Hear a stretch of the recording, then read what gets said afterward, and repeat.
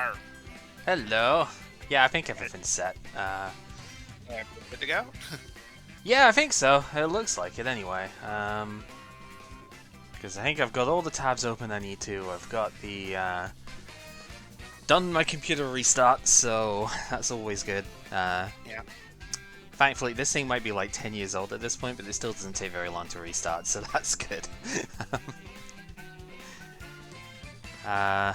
Yeah, no, I think I'm just about set to go. I haven't done any of the actual trades yet because I wanted to actually do that on stream here. Yeah. But the only ones I have done is I've done the one per set thing, like the Shining Darkness one and the what was it, Hidden Arsenal 2 one, like the single trade that we always get from each set. I've done that because that was going to be set regardless. I haven't done that yet, actually. Yeah, you've still got those to you've got those to consider as well. Yeah.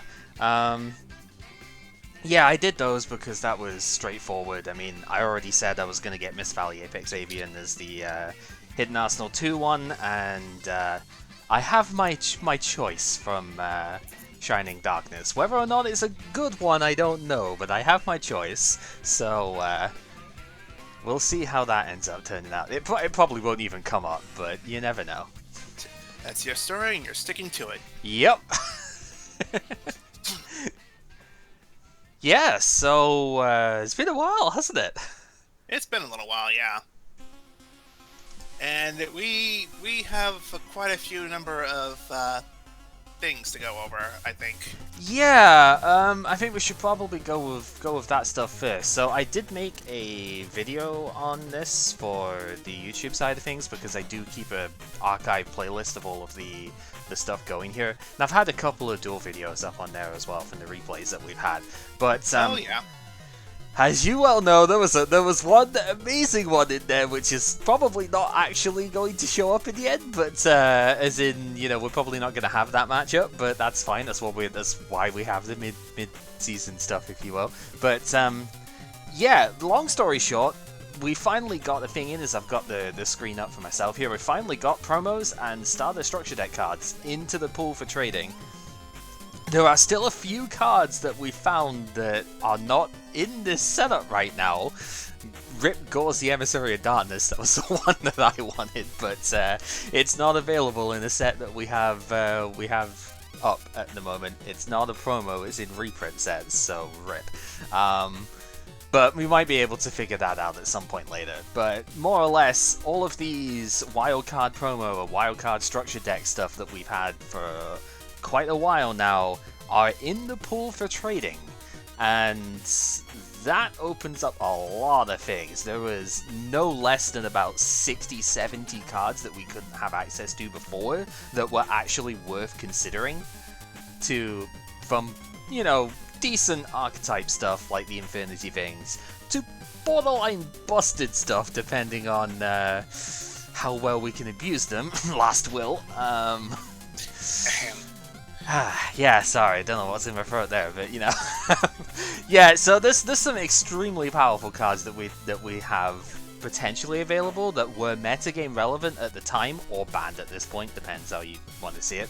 And yet we've never had access to them because they've only been released as like promos or video game cards and stuff. So we've kind of finally managed to work out a way of doing it, and as I've got up here, we do have to trade a little bit higher for these ones.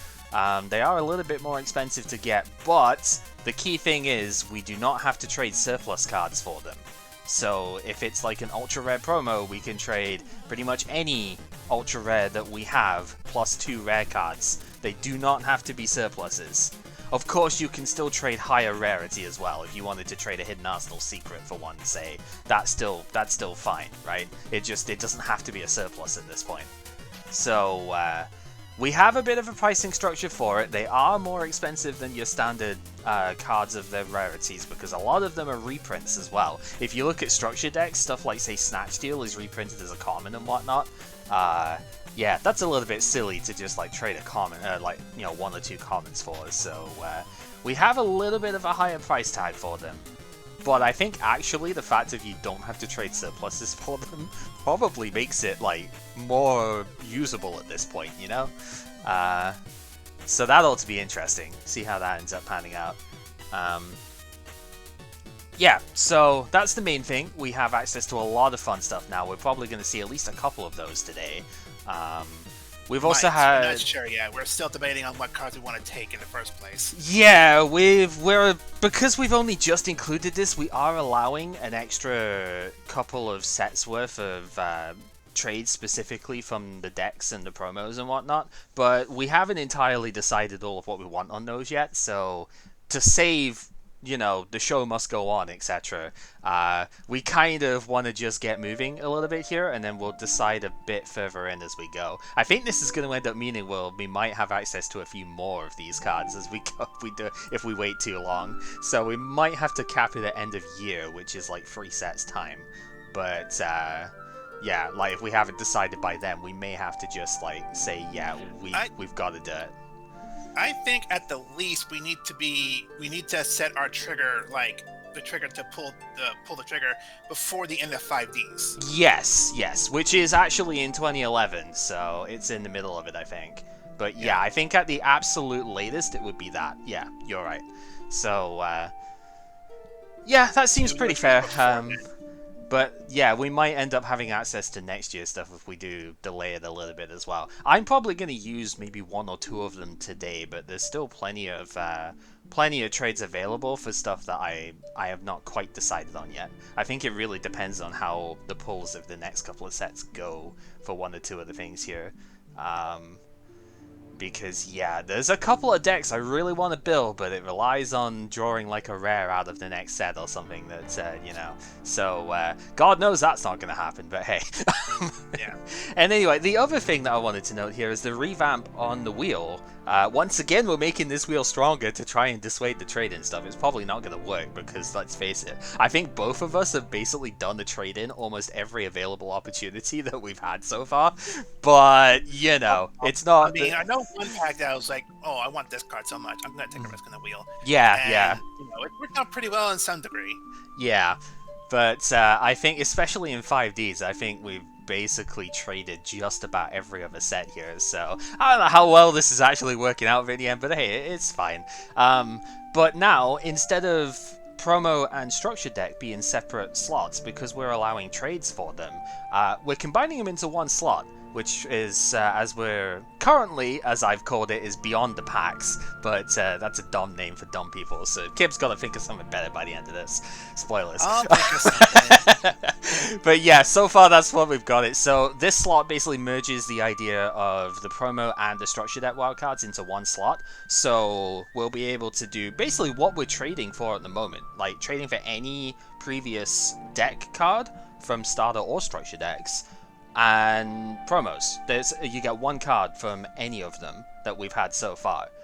But the extra thing with it is that if you get one of these, you can actually trade without surplus. It's just a direct same cost as up above.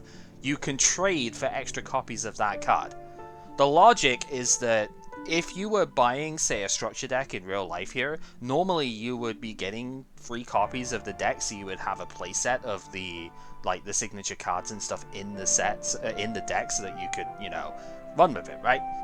That's kind of the idea of the product in the first place. Like that Machina deck that we had before, you would buy like free copies of it, so you'd have 3 of the Dimensional Prison, 3 of all the Machina monsters that are in there, because you only get 1 of most cards in these decks, right?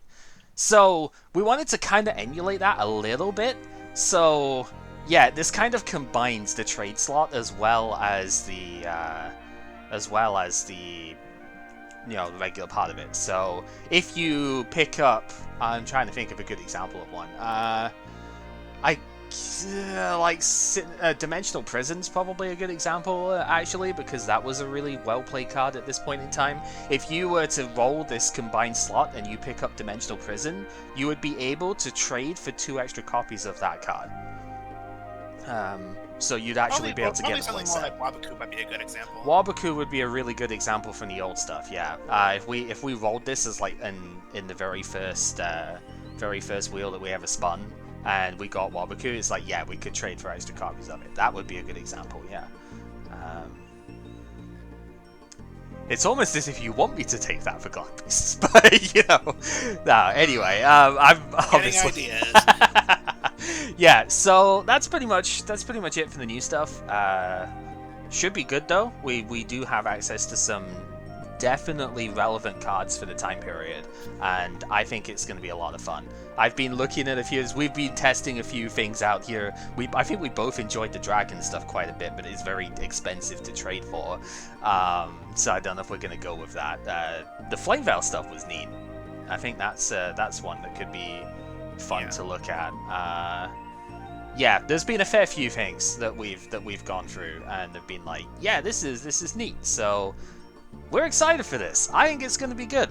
It's probably going to be better than the set we're about to draft, to be honest, unless we get a bunch of ultras and stuff in there. But you know, we'll just have to see. Duelist Revolution is a very high-rolly set, so you either get the good stuff or you get crap out of this set. So let's just see, shall we?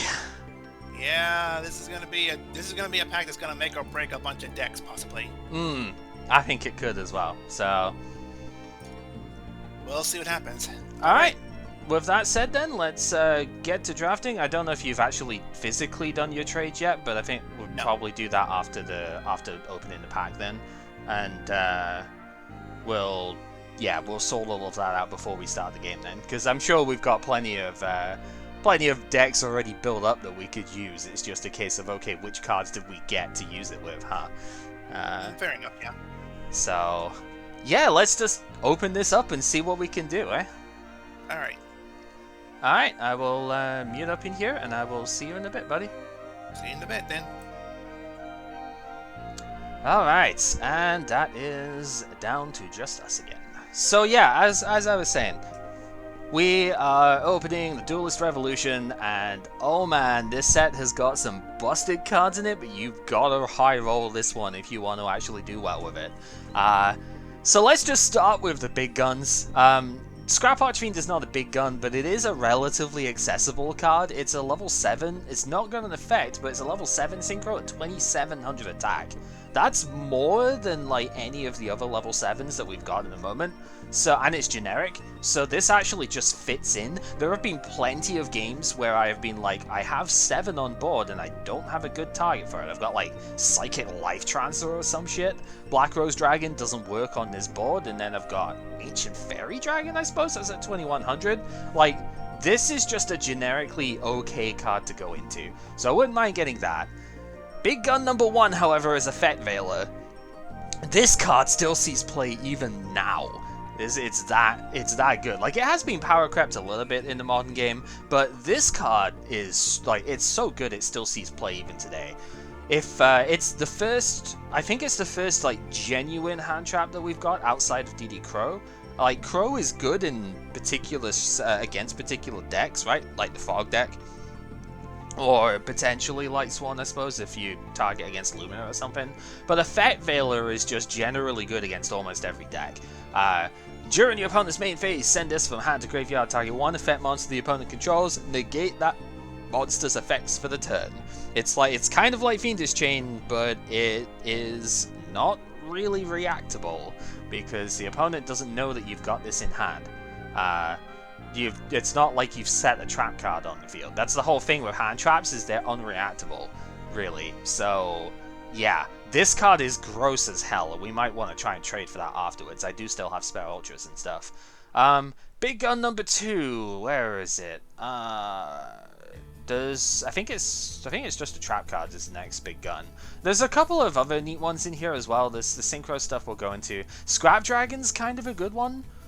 This is the first like spot removal that we get out of the extra deck, I think. Once per turn, it's generic level 8. It is a dragon too, so Debris Dragon can go into it if you've got enough pieces out. Once per turn, target one card you control, one card the opponent controls, destroy them. Yeah, it kills your own stuff too, but sometimes you want that. And then when this in your possession is destroyed by your opponent's card effect, you can get a non-synchro scrap monster out of your graveyard. Scraps do come in this set as a general thing. Most of them aren't that impressive. Scrap Beast is probably decent, but most of them don't seem that good right now. But they have a lot of good support, but it's all super rare, so, you know, rip on that. Anyway, big gun number 2, Pot of Duality. I guess this would technically be free, because Scrap Dragon is kind of a big deal right now. Pot of Duality is gross as hell. It probably isn't as important for us because we've got, at least I've got Pot of Greed, Graceful Charity, Painful Choice. Kib's got 2 of those, but it's still an extremely strong card. You take the top 3 cards out your deck, both players look at them, but you excavate the top 3 cards out your deck, add 1 of them to your hand, and shuffle the rest to the deck. You can only play it once per turn, and you can't special summon during the turn that you play it, but the game currently is slow enough most of the time where it's actually not that big of a deal to wait a turn to do your play, right? This lets you look at the top 3 cards of your deck and get any one card that you want.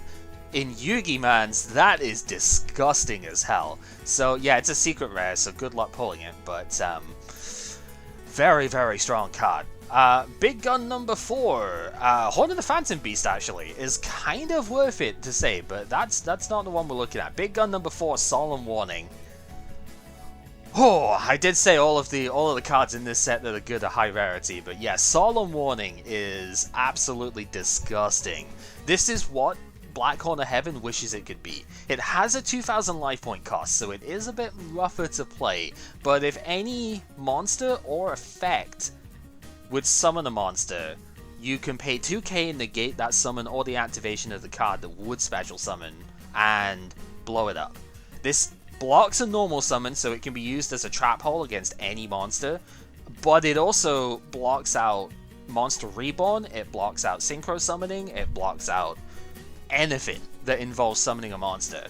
This card is expensive, but very, very potent, and if you use it at the right time, it will win you the game, just by itself. Yeah, that's probably the other biggest one in this set.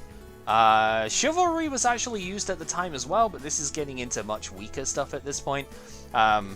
If the opponent's effect monster activates their effect in the battle phase, you just negate and destroy it. That is pretty good, and it was played back in the day. I have seen some deck lists that use this from like tourney decks, but it's definitely like a fifth wheel here compared to the other stuff. There was one other, I think Mystical Ref Panel's kind of a stupidly weird card because you can use it on stuff like Pot of Greed to make you draw the 2 instead of the opponent. But I think that's it for the main like heavy hitters here. I did mention Horn of the Phantom Beast. Beast cards got quite a lot of support in this set, which works well with Naturia Beast that we've been summoning quite a bit I've been summoning a lot in testing. You target one of your Beast or Beast Warrior monsters that you control. You can use it in damage step because it modifies attack. It's an equip, goes as an equip, gains 800 attack, and if the equip monster destroys one of the opponent's cards by battle and sends it to graveyard, so no Dimensional Fissure in play, please, you draw a card. So this was used back in the day. Naturia Beast was very, very powerful, and there are easy ways of getting Naturia out in this set. So this card definitely did see play, and would be very good as one of the cards I have my eye on today, as one that I actually won. So let's go over the rest of the stuff. So I did mention Scrap Archfiend before. Obviously, Effect Veiler is great. There's a couple of not so great warrior stuff here. Egotistical Ape, you've got to discard send a beast in your hand to graveyard to summon it, which is kind of lame, but it can be a very high level tuner if you've got some small beasts around to sink into high levels with that. I guess that's okay. Unibird is kind of neat. You banish this and one of the face-up monster you control to revive a Synchro monster that is weak up to the level of the 2 monsters that you banished. That's kind of fun. It's level 2, so you've got to banish something kind of high level to get a good Synchro out, but it's a decent res card. Would work well with Mind Control or something like that, Mind Mole is kind of okay. If you are going to play Beast Synchros, Naturia Beast, or the Beast Synchros that are in this set, if it's used as a Synchro material for a Beast monster, you draw a card afterwards. So, strong effect there. And it actually does have a battle resisting thing too. Like, it will survive the first fight every turn. That's kind of fun. Trident Warrior is sort of neat. because you just special summon a level 3 monster from your hand. This is an easy level 7 Synchro, right? You special summon someone like Gale or Dark Resonator for Kib, stuff like that. Or this guy, so you can make a level 8 Synchro, actually, because it doesn't negate the effect of the card either. So Delta Flyer is a Dragon Tuner, you can get this out with Master Dragon too, that's why I've been looking at it. So like one other face-up monster you control increase its level by 1. That's a permanent level increase, actually, which is fun. But the idea is that if you have this in a level 4, like the Trident Warrior, you can make this thing level 5, and then Synchro for an 8, instead of a 7. So that's pretty good. I did mention the scrap monsters briefly. They gain effects by being destroyed by scrap cards in general. Most of the time it's getting another scrap monster from your graveyard back to your hand. A lot of them will destroy themselves if they are targeted in defense, like when they're face-up defense, if they get hit in battle. But that is destroying them by their own effect, so you do get a monster back off it. And, you know, like this one can't get destroyed in battle, so I guess that's okay. Scrap Chimera is what you need for the deck to work, as far as I can see, but you need to be using scrap monsters like as the Synchro summon, so you would have to get Scrap Dragon here as well to make this work. This is asking for an awful lot. If you want to actually build a scrap deck, I think you need about 7 or 8 super rares in this set, as well as at least 1, probably 2 Scrap Dragon, which is an ultra rare. So I'm pretty sure Scraps as a whole is not going to work, but Scrap Beast is potentially worth looking at in general, because it's a level 4 tuner that doesn't really have that much of a downside as far as its like effects go. And it's Earth too, so if you have a level 1 Earth monster you could sync this with, Naturia Beast, again, is available with this. So I think this card is worth looking at, but the rest of it is probably not viable for a draft set. Watts do gets a little bit more support here. I think we're still waiting on Watt Hopper, which is probably the best card that they've got that way. I think Pheasant was alright. Yeah, like banish it until the end. Oh, it's still the end of this turn. Not super great. Yeah, I guess Lima can kind of stop a battle phase as well, but it's kind of whatever. Naturia's get some stuff in here. Bamboo Shoot is probably the best one. If you tribute a Naturia for it, it's only 2k, which is a little bit weak, but if you tribute a Naturia for it, you can either Spell Canceller or Jinzo the opponent, which is obviously pretty strong. Naturias do seem to have this weird little thing about trying to negate cards. Most of them don't do a good job of it, but the ones that do are very strong. So there is that. Amazoness gets stuff in here. I honestly don't care about it. The worst thing about it is that there's secret super rares as the Amazoness cards, and they're probably going to get in the way, so rip. Yeah, there's a delayed MST, like Stealthroid was. There's, yeah, if it destroys it, it's just not even worth talking about. Amazoness can't be destroyed in battle. I guess that's kind of neat, but it's level 6 with no summoning effect, so whatever.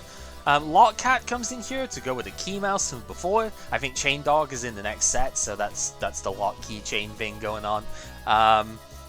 If it's normal summoned, you get a level 1 beast out of your graveyard and special summon it, so that's okay if you're playing level 1 beasts, which Key Mouse obviously is. But the problem is, this only gets to level 4, like, in terms of the total level number, so you can't go into Naturia Beast with Lockcat and Key Mouse. I don't know what you can go into, actually, because we've only got, like, 1 level 4 at the moment. It's like Armory Arm or something. It's kind of terrible. Elephant is the other thing I actually kind of want here, but it's a common, so we should get it fairly easily.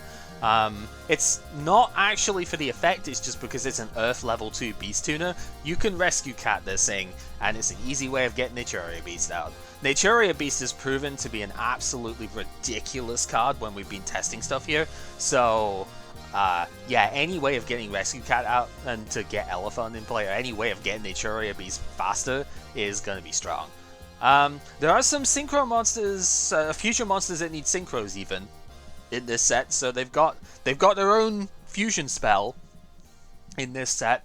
But also this guy, I suppose you could try and use him with Apprentice Magician maybe, but that's a bit slow nowadays. Yeah, you can add a fusion card from your accept the fusion wave motion because translation shit. You can add a fusion card from your deck to your hand if this is used as a synchro material. I mean, it's not even a 500 attack, so like Debris Dragon doesn't work with it. I'm trying to figure out a way you would even use this well, and I'm not seeing it. Maybe Junk Synchron? But then the Synchro monster that you need here is a Dragon Synchro, so I don't know how that would even work. Yeah, I'm not sure how you would actually use this, but hey, you can get a Polymerization out of your deck or Future Fusion, so... I mean, any card that can search Future Fusion is definitely worth looking at, but I don't know how you would even do it in this set. Ambitious Gopher's kind of cool. Like, yeah, the opponent can negate the effect of it, but it's just a 2400 attack level 6 that you can potentially destroy monsters on the opponent's field. It's got the right attack line to be in line with Monarchs, so, like, it's not bad. I've used Brain Golem in the past. I'd use something like this instead, you know. Then we get these Fusion Synchro hybrids here. So we've got the Ghost Rare of the set is this guy. You need a Dragon Synchro and a Warrior monster, which, okay, that's doable. 3200 attack is pretty respectable. Target one Dragon Synchro in the graveyard, banish that, and if you do until the end phase, yeah, you basically get the effect of the thing that you banished. And if the opponent, you know, does any effect damage stuff, then they take it instead of you. It's kind of lame, but, you know, doesn't revive anything afterwards, which is a shame. The Psychic one needs Psychic-type Synchro monsters, so Life Transfer, I guess, for me at the moment. Kind of weak, to be honest. But it does have a bunch of... I think it does the Flame Wingman and the Steam Healer thing, basically, so... it's kind of fun. Synchro monsters outside of Scrap Dragon are pretty terrible. Like the unicorns here are all pretty awful. They require beast type monsters, whether it's the tuner or the non-tuners, and you kind of need all of them if you want to actually use the tricorn. It's pretty awful. Bicorn I think was sort of okay. Like if the opponent destroys it, both players send the top 7 cards of their deck to the graveyard. I guess if you don't mind giving the opponent some potential graveyard setup, it's okay. But 2500 at level 7, it's kind of weak.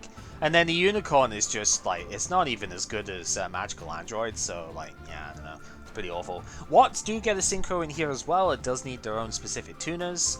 And it can hit directly, which is fine.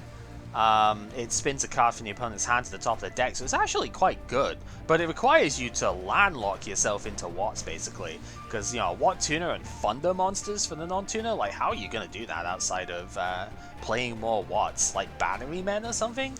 That's terrible, don't bother. If MST, I think, was semi-limited at this point in the game's history, so like Double Cyclone was kind of a thing. I could technically use this with one of the cards I would like to play today, but there aren't enough spell traps with graveyard effects at the moment to make this work, so it's kind of meh, don't really care. The scrap cards here, like saying you've got a Searcher for the tuners, that's pretty strong. You get to destroy, yeah, you basically...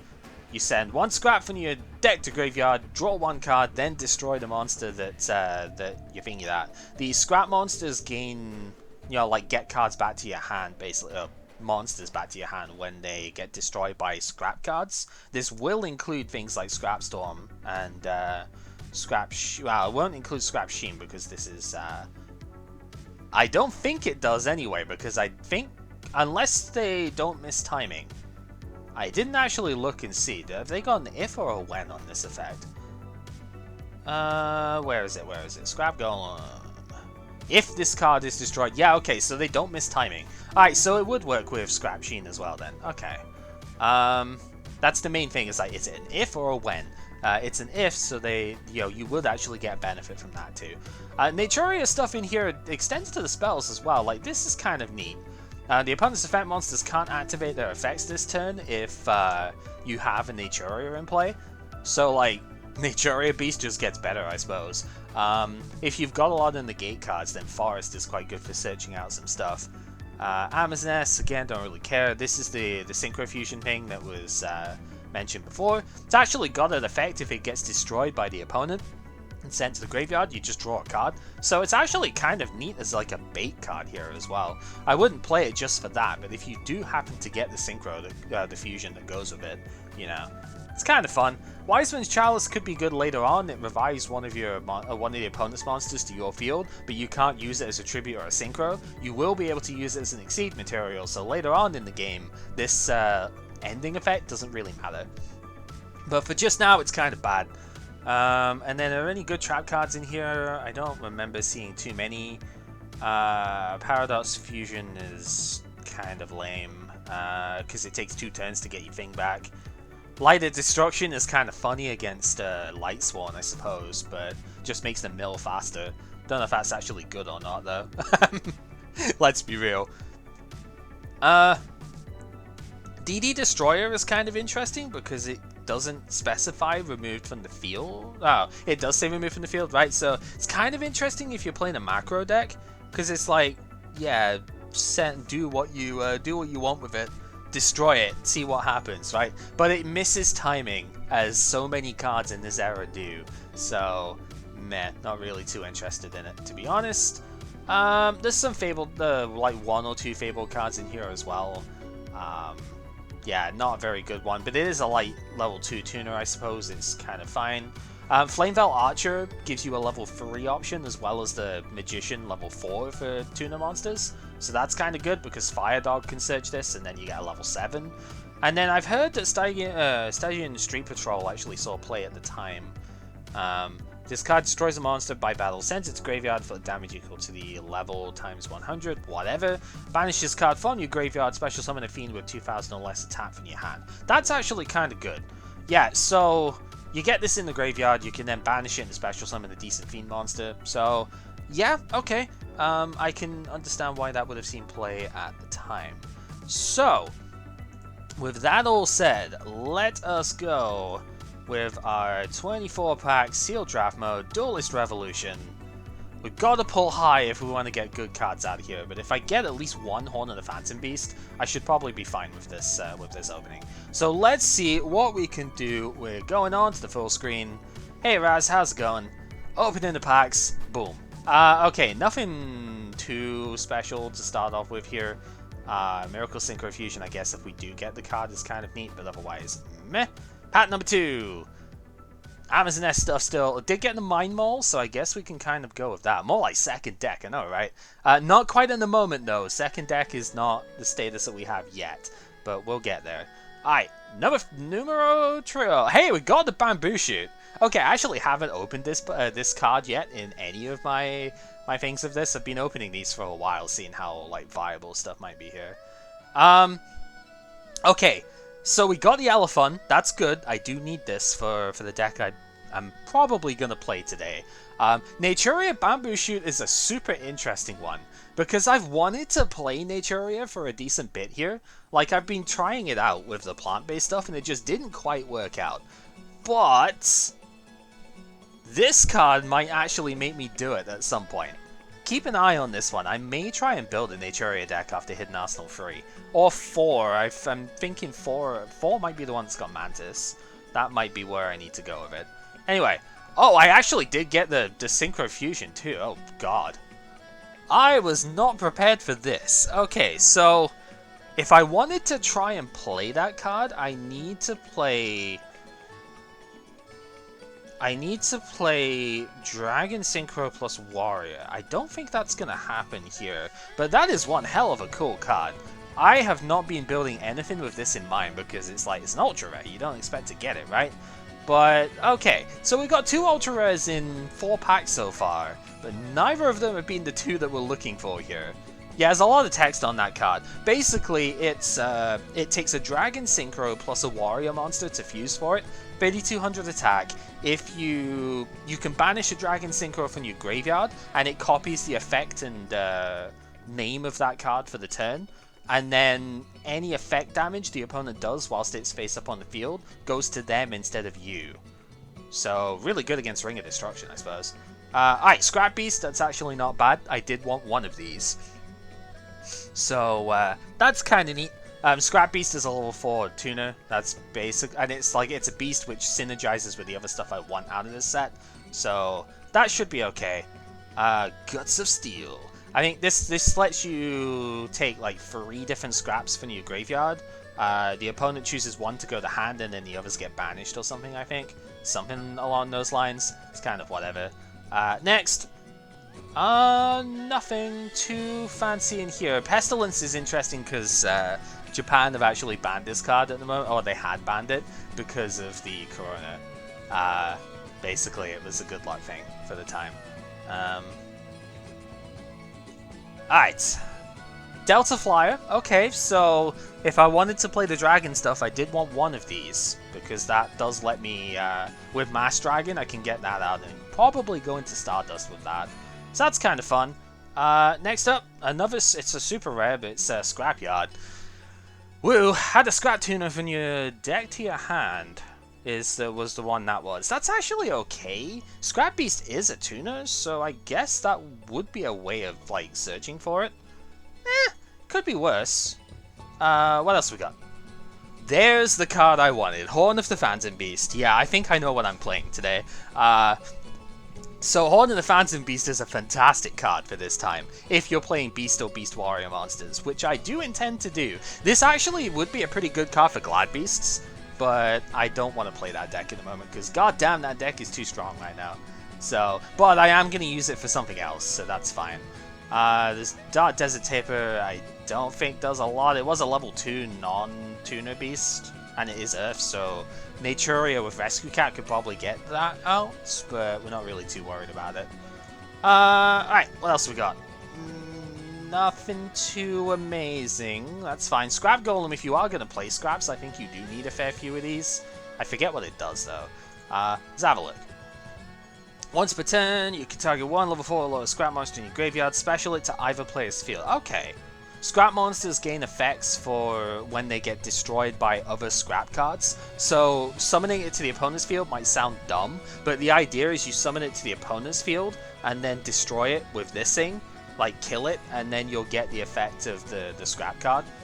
So it's not as stupid as it sounds. Like, I know it sounds dumb given the opponent resources, but there is a good reason for it. Yeah, if you ever want to build scraps, I think you do need a decent number of this, so sure, I guess.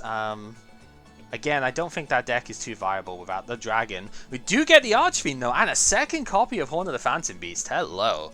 Scrap Archfiend is a fantastic card to pick up. Yeah, again, it doesn't have an effect, but it's level 7, 2700 attack. Easy enough to summon, because level 7 is pretty good to get out. And yeah, 2700 just for out of nowhere is fantastic. Yeah, I will happily take that. Yeah, good card, good card. Alright, we have 10 more packs now to open up.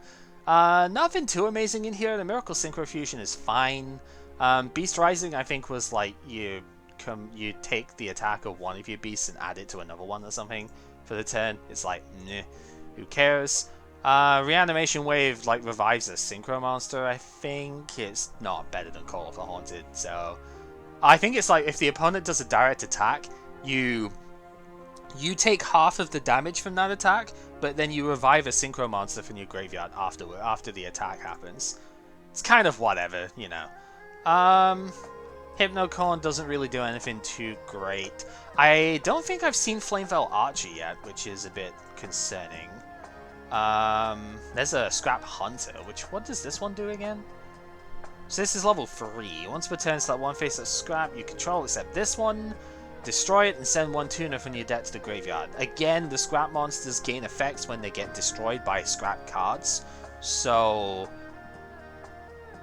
yeah, I suppose the idea is you're going to destroy one of your dudes, you send a tuner into the graveyard, and then your Scrap card activates in the graveyard and recovers one of the cards that you sent to the grave. I don't think it's not good field economy is the thing that I'm seeing off it, which is a bit awkward. But I mean, maybe the deck works. I'd like to see it in action, I suppose. Nothing that I'm too fussed about in here. Let's just move on. 6 left.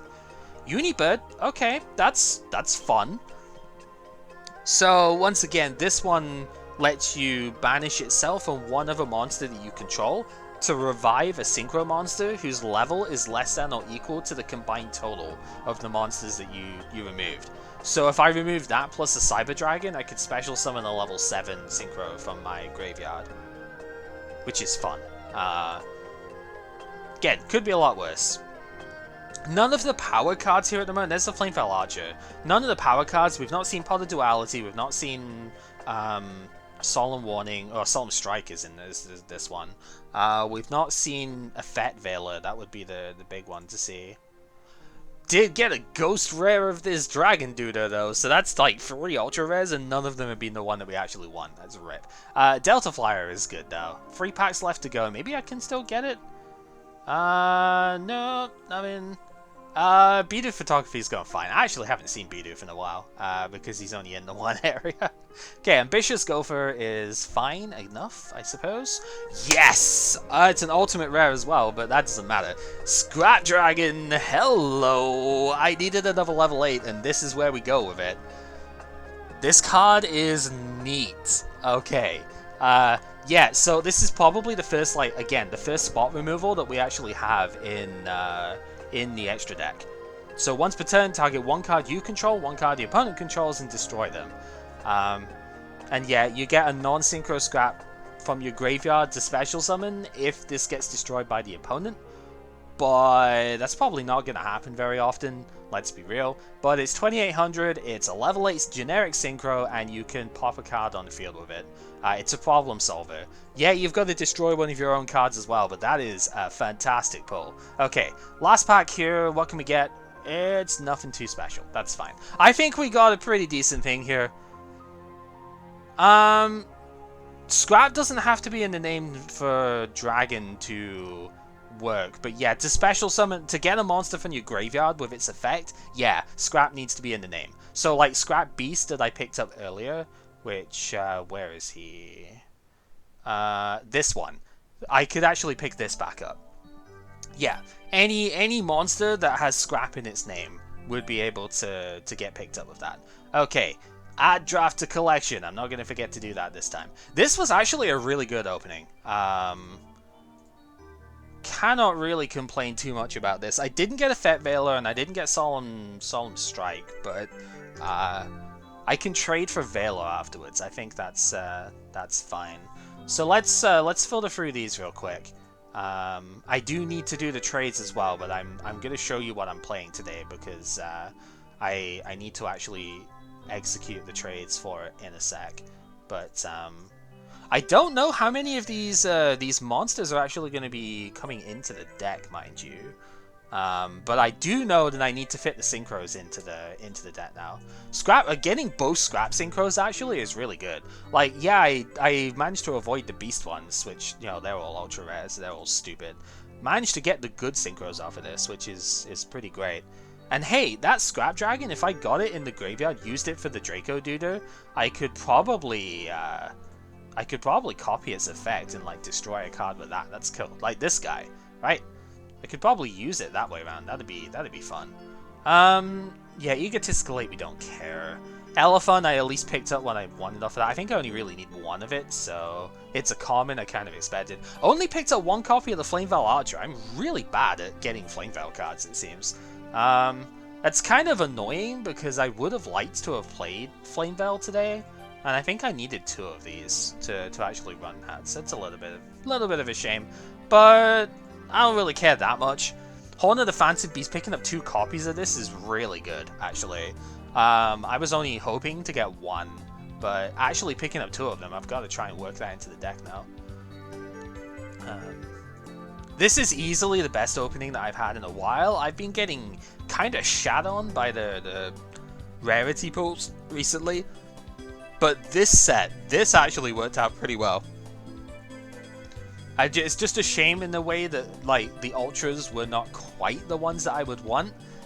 Like, yeah, I got Dragon, but we missed out on, again, Effect Veiler and Solemn Strike would have been amazing cards to pick up, but I can't really complain. Like, I did still get the 2 big synchros that I needed here, so... and Unibird, too. That's a fun one. May have to actually go in and try that at some point. Okay, so I need to briefly show what I am playing before I go ahead and make the trades here. So I think today I have a bunch of decks built from what we were doing, but well, I mean that's the hope. But I think I'm gonna play this. I just need to work in the Horn of the Phantom Beasts and tweak up the Synchro stuff a bit to put Archfiend and Dragon in the Synchro deck. In the extra deck even. It's not a Synchro deck, it's an extra deck. Fusion monsters can go in there. I'm gonna bring Crystal Beast in.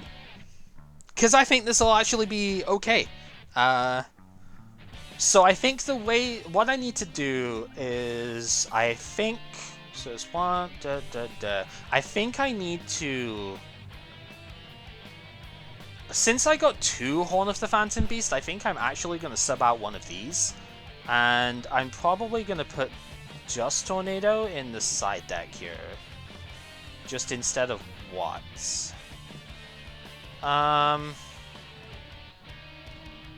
Probably instead of... I'm thinking not TT. I'm probably thinking Witch actually could get subbed away at this point. Because I'm only ever going into... Well, no, maybe I do one. If I'm going to sub out some of the Beast Monsters later. Sub out an MST because I've got a Dust Tornado in the thing here. So we'll put Dust in the side and Horn of the Phantom Beast needs to come in here. Which is there, so we're going to bring 2 copies of that. I was only going to play the 1 copy of it because I was only expecting 1, but since I do actually have 2 of them, I think I'm going to sub out a Crystal Release. Because this I need to trade for, so subbing out 1 of those is going to be fine. And then for the extra, I need to take out, honestly, Urbellum's pretty bad at this point. I think we'll, although is he better than Life Trancer? It's less attack, but it does have an effect that might actually matter. Yeah, you know what, I'm going to keep him in. We're going to take out Psychic Life Trancer, because I have Scrap Archfiend at this point, which is just better. So, and we have Scrap Dragon to go in as well. And Scrap Dragon... Honestly, probably an Iron Chain can come out for that. We don't need 3 Iron Chain Dragon here. So Scrap Dragon can come in as well. So this should be pretty strong. Okay, so before I go over the deck then, I need to actually make the trades here. So the trades that I need to make are for these 2, for this thing, and for these 2. So 4 of these are going to come from the trade of giving up the wheel, and then 1 of them is going to come from the extra ones that we are giving ourselves for the promo structure deck stuff, because we've only just added that rule in. So we're giving ourselves a couple of extra ones to go with there. So, in order to facilitate that, I'm going to save the deck just in case I get timed out on it here. In order to facilitate that, we are going to need to trade under these rules for the structure stuff. Crystal Release is a super rare, so I am going to need to trade Hidden Arsenal stuff for those. That's a super rare out of the Duelist pack, so we will go back and get them that way. And then the rest of them are all promo cards. Yes, you can get an ultra rare for Sapphire Pegasus, but it was also a tin card. So I'm going to take it as a promo one because I think I'm actually going to be better trading a secret rare that I don't want. Plus like 2 rares, it's fucking whatever. Excuse me for knocking the mic there. So, I'm going to bring this over to my side here so I can actually see this proper. I realize you guys won't be able to see this when I switch over the thing again, but I can't exactly fit both this and this part in at once, so we're going to have to just do it that way. So let me go ahead, shrink this down a bit so I can still see chat, hopefully, if it's going to let me. There we go. So I just need to make sure that I'm trading the right amount of stuff here, basically. Okay, so we'll go back into our Hidden Arsenal 2 stuff here. So to trade for the super rares, which are the Crystal Release, I am going to swap out Hidden Arsenal supers because they're the ones I've just got access to right now. I'm pretty sure I have spare super. I actually do, don't I? And do I have Krebons in here? I think I do. Do we have the Krebs in here? No. I have Krebs somewhere as a spare super rare. I just forget where he is. Is he in here? Like, I know the regular Crabons is in here, but did I put the other one? I did. Okay, so we can trade this guy for 1 crystal release, because that was the super rare that I picked up as a surplus. So we'll do that. I don't think I have any more super rare surpluses in here. I really should just put them in the future pool so I can keep them separate. But that would require forward thinking, and God knows that's impossible, right? I'm pretty sure, yeah, I don't have any more in here. So maybe actually we could go for it in this one. Hidden Arsenal. Pretty sure I've still got enough in here. Yeah, I do. So we can trade a total of 3 Hidden Arsenal super rares in here. Hey, Nuki! So we'll do that. That gets me both crystal releases picked up now. So we'll go back here. Crystal release is here. It is this one that we are allowed to pick up. So it's that. We get there. So we can move that later on. And then the others I need to trade. So Sapphire Pegasus is a secret rare. It was a print. It was a tin promo. So I'm going to need to trade any secret rare plus 2 rares or a Hidden Arsenal super for that. So let's go back in here. These do not have to be surplus though. Kib was very particular about saying these should not have to be surplus rares. So that means I can trade any shitty secret rare that I do not want here. Which, funnily enough, is not actually very many of them, but we can trade Detonate, actually, because this card... no, Detonate's a super. Secret... I suppose this would do. I really don't need... yeah, I don't exactly need Evolution Burst. It's a stupid Cyber Dragon card that doesn't do anything useful. So we'll trade that plus any 2 rares. Which there will probably be something fairly early in with this. A trap disposal unit, sure. It's a terrible card, so we'll trade that. So that will give me access to the Sapphire Pegasus, which I think is already in my is it old okay actually probably, because I didn't ever actually expect to be able to play these. They were just kind of there. Yeah. So we're gonna have 1 more peg, and then I need to trade. I need to actually remind myself. Summon Sorcerer was in a structure deck, which is literally just trade 2 Hidden Arsenal supers. So actually in the to sort pile will be fine for that. Ally of Justice Enemy Catcher was garbage, right? Pretty sure it is. Normal summon, take control 1 face down defense position. That's a level 6. Yeah, that's terrible. Okay, so I can remove 2 of those, and that gives us access to the Summoner Monk. I know I've just shrunk the screen down here, but that's fine. Summoner Monk, and I'm gonna play 2 copies of this thing. So it's in the structured deck. I think it's Spellcaster's Command is the one that we have. Well, I guess it doesn't really matter because it is a common anyway. But yeah, 2 copies of that is going in the deck as well. This leaves me with 5 promo trades to do later on. But for now, this is what we're going to go with. So, with that all said, let me go ahead, bring this back over here. This can come down to that. And we can go in and take a look at the deck we're going to play today.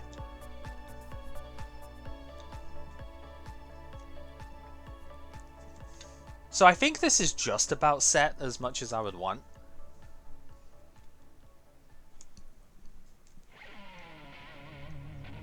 I was toying between something like this and then Blackwings was the other potential one, because I only had to do a couple of common trades for that. And I haven't played Blackwing yet. I kind of wanted to, but I was also like, it's kind of boring. One of my biggest regrets of the GX era was not taking advantage of my Force of the Breaker set. I really tried to make Crystal Beast work, but it was too early and I didn't pull any release, so I wasn't able to do it at the time. I didn't have the super res to trade for this, right?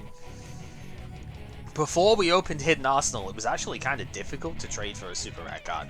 So I didn't have the capability to swap for this. This kind of made the deck much, much better. I should really play 3 of this, but I'm going to elect not to this time because I got 2 of this. And I think overall it's just getting the attack boost is what's kind of good here. Although this does help search Crystal Beast out as well. So, very strong card, but I think we're fine with it here. So, we're going to play Crystal Beast. And I've actually been testing this deck a little bit, and it's better than you would think. Crystal Beast is generally not an archetype that you would consider remotely good, and it's definitely not as good as, say, the Gladiator Beast and stuff I've been using, but honestly, I think this deck has got some legs here. So, it relies mostly on Crystal Beast Sapphire Pegasus. This card is absolutely vital. If I didn't already have 2 copies of this, I would not be playing this deck right now. I'll just tell you that straight up. Crystal Beast Sapphire Pegasus makes the whole deck go. The idea of Crystal Beast is that when they get destroyed whilst they're on the field, they go into your spell and trap zone instead. They don't actually do anything in the spell and trap zone, but a lot of their cards, their support cards, will actually do stuff with them in the spell trap zone. Crystal Beast Sapphire Pegasus, not only does it have 1800 attack, which is the highest of any of the Crystal Beasts, it also puts a Crystal Beast from hand, deck, or graveyard into your spell and trap zone. So it directly facilitates your setup play by just being summoned. It can miss timing, which is a pain in the ass, but hopefully we just don't have to worry about that. So yeah, Pegasus is the main thing. Getting to Pegasus is the big problem. This card was an ultra rare originally, and managing to get 2 of it was like kind of awesome, but it just wasn't quite there. Right, having the 3rd copy of it, as well as having some more ways of summoning it now, or getting it into Spell and Trap, is going to make this a lot faster. The way that we get it into Spell Trap, I mean, Witch of the Black Forest is a searcher for it, but the main way we're going to get it there is with Summon a Monk. This thing we just did not have access to until now. It is a structure deck only card at the moment. It can't be tributed, but we don't care about that bit. I mean, I guess it stops Kib from tribute summoning with it, which is kind of fun. But basically, what we want this for, you summon it down, it goes to defense, and then you discard a spell card, which Crystal Beasts have got a lot of situational spells that are very good when they go off, but don't work all the time, so they're prime discard bait, right? You discard a spell card, you special summon any level 4, exactly level 4 monster from your deck. Can't attack in the same turn you do it, but Sapphire Pegasus is level 4, and it doesn't have to be normal summoned, it can be special summoned for its effect as well. So Summon a Monk, you bring this down, it goes to defense, you discard a spell that you can't play at the time, you get Sapphire Pegasus on the field, Pegasus starts your deck going. The other thing that this can summon is Rescue Cat, which is the other huge thing that, before it got errated, this is post-errata text, pre-errata it doesn't negate the effects of the cards that you're summoning from it, which is important for one of the targets in this deck, Amethyst Cat. Normally you don't see Amethyst Cat played in Crystal Beast because it's pretty terrible. It's level 3, it's 1200 attack, it can attack directly but it only hits at half powers, so it's kind of whatever. Yeah, it's a pretty bad card, but it is a level 3 beast monster, which means it can be summoned with Rescue Cat. And one play that you can make is you can actually just let Rescue Cat fizzle at the end of the turn, and rather than using the monsters for something else, you can just let them get destroyed. And because it doesn't negate the effects of the card pre-errata, which we're still playing under right now, Amethyst Cat goes into your spell trap zone.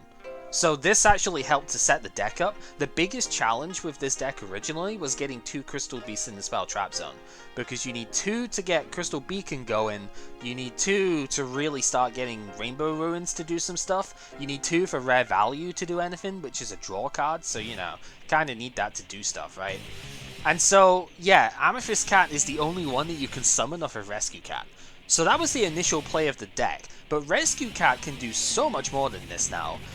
Because we have access to 2 Tuna monsters that it can summon as well. So we have Elephant that came from the set that we just opened, and we've had X-Saber Airbellum for quite a while now. This was a secret rare in Hidden Arsenal 1. It's level 3 beast, and you can use Rescue Cat to summon an Amethyst Cat and one of these 2 tuners to go into a level 5 or a level 6 Synchro monster, which we do have plenty of. We'll go into those later on. So the idea is that Summoner Monk can also summon Rescue Cat. It's not just locked to Sapphire Pegasus. You can get Cat, or you can get Topaz Tiger if you really want as well. But mostly it's going to be Cat or Peg that you get out of this. And if you get Rescue Cat, you can just activate its effect, send it to the graveyard, special summon, say, Airbellum plus Amethyst Cat, and then the Airbellum can either synchro with the Cat or the Summoner Monk if you want a level 7 synchro in play. So we can do a bunch of big variety of plays by using Rescue Cat and the Monk here. Amethyst Cat itself does let us go into like Naturia Beast, but we'll go into that later on. Hey Chaos, how you doing? Yeah, we're gonna play a bit of Jank today, but this is actually good, so I'm kind of okay with it. Otherwise, we have one Ruby Carbuncle. This is the other engine that Crystal Beasts use to make their plays. If this gets special summoned in any way, then you special summon all of your Crystal Beasts out of your spell trap zone. So all of those beasts that are getting destroyed and don't do anything in the spell trap area, Carbuncle special summons all of them, and then you can just do a whole ton of plays with them, right? We don't have Link Summoning and Exceed Summoning to like massively abuse that right now, but it's still swarm the field, get a ton of damage out, so it's fine. The other one is Topaz Tiger, which is not the greatest, but not the worst one out there. Starts at 1600. If it's attacking, it goes to 2000 attack if it hits a monster, and it is a beast. For some reason, Pegasus, despite having wings, is not a winged beast, it's a regular beast. Works much better for this deck, so yeah, the beast support is kind of real. And this thing does hit pretty hard, so we're totally fine with that. There's one copy of Cyber Dragon as well, because sometimes you want a special summon, plus like the tuners that we have here. This can let you go into level 8s, which is pretty good. And that's it for the monsters. So, Witch of the Black Forest as well, because Witch does let you search Pegasus, and that's kind of useful. Also lets you search out Rescue Cat if you want to go for Naturia a bit better as well. So yeah, pretty light on the monsters, but that's because we kind of need a lot of spells for this deck. First up is Ancient City Rainbow Ruins. This card is absolutely absurd. You get up to 5 effects depending on how many Crystal Beasts you have in your spell trap zone. So the first one, it just can't get destroyed by card effects. So if he dusters, then... Oh yeah, speaking of, we've replaced Heavy Storm with Harpy's Feather Duster. Because Feather Duster was a promo, and I didn't want both of them in the format at the same time right now, because that would be disgusting. We may revise that later, but I'm pretty sure we won't. We've agreed that Duster is fine, so we're keeping that in the moment. Anyway, yeah, so at 1 it can't be destroyed by card effects, so if he dusters, then it kills the Crystal Beast, but not the field spell. If there are 2 Crystal Beasts in the spell trap zone, I can halve the battle damage I'd hit once per turn, so I can mitigate the strongest blow that he would do if I'm on an empty board. At 3 Crystal Beasts in the spell trap zone, I can take one of them, send it to the graveyard, negate a spell or trap card that he activates, and destroy it, so that's really powerful. At 4 or more, I get to draw a card once a turn, and at 5 or more, I get to special summon one of the Crystal Beasts that are in the spell trap zone.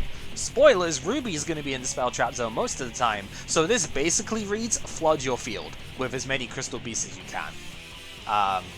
Absurd card, absolutely absurd. If you special summon Sapphire Pegasus out your spell trap zone, Peg just puts another Crystal Beast in there as well. Absolutely ridiculous. Then we've got 1 Book of Moon. I'd like to fit 2 in, but I think Scapegoat is a little bit better for this this deck because it's Earth tokens that it summons. We'll get to that later.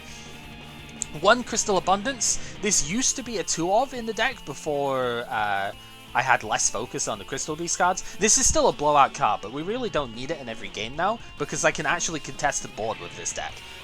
Before, the strongest monster that was playable in like the GX era was the 1800 Pegasus, maybe Cyber Dragon if I put that down. Now I can put stronger dudes in play, so I don't need to rely on Crystal Abundance to try and beat over something that's higher than 2k attack, right?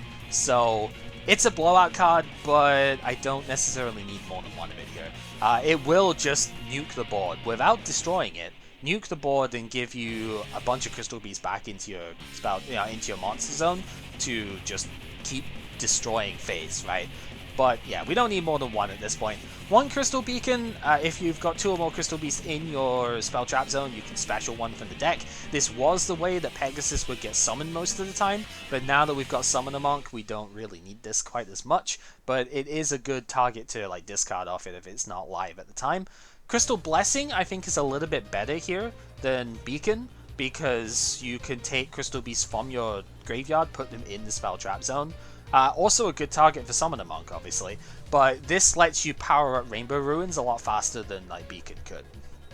So I actually think it's better in this deck as a 2-of than the Beacon is. Crystal Promise is still worth as a 1-of because you can special summon a crystal from your spell trap zone. So if Ruby's in the spell trap zone, once again, this just reads flood your board with Crystal Beasts. 2 Crystal Release, I was going to get 3, but because I got 2 copies of Horn of the Phantom Beast down here, I think I can get away with just 2. So this is an equip card, you don't usually see these actually being good, but the Crystal one is. You get 800 attack for the Crystal Beast, so it makes Pegasus 2600, which is pretty strong. And if it gets sent to the field to graveyard, it does miss timing, which is annoying, but like, yeah, it can miss timing, I should say. But you can get a Crystal Beast out your deck as a spell trap. This works if it's face down and it gets MST'd as well. So it's a pretty good bait card, as well as being something to give Pegasus more attack points than Stardust Dragon. Stardust Dragon's kind of the upper echelon most of the time at the moment, so like having something that beats over that is pretty powerful.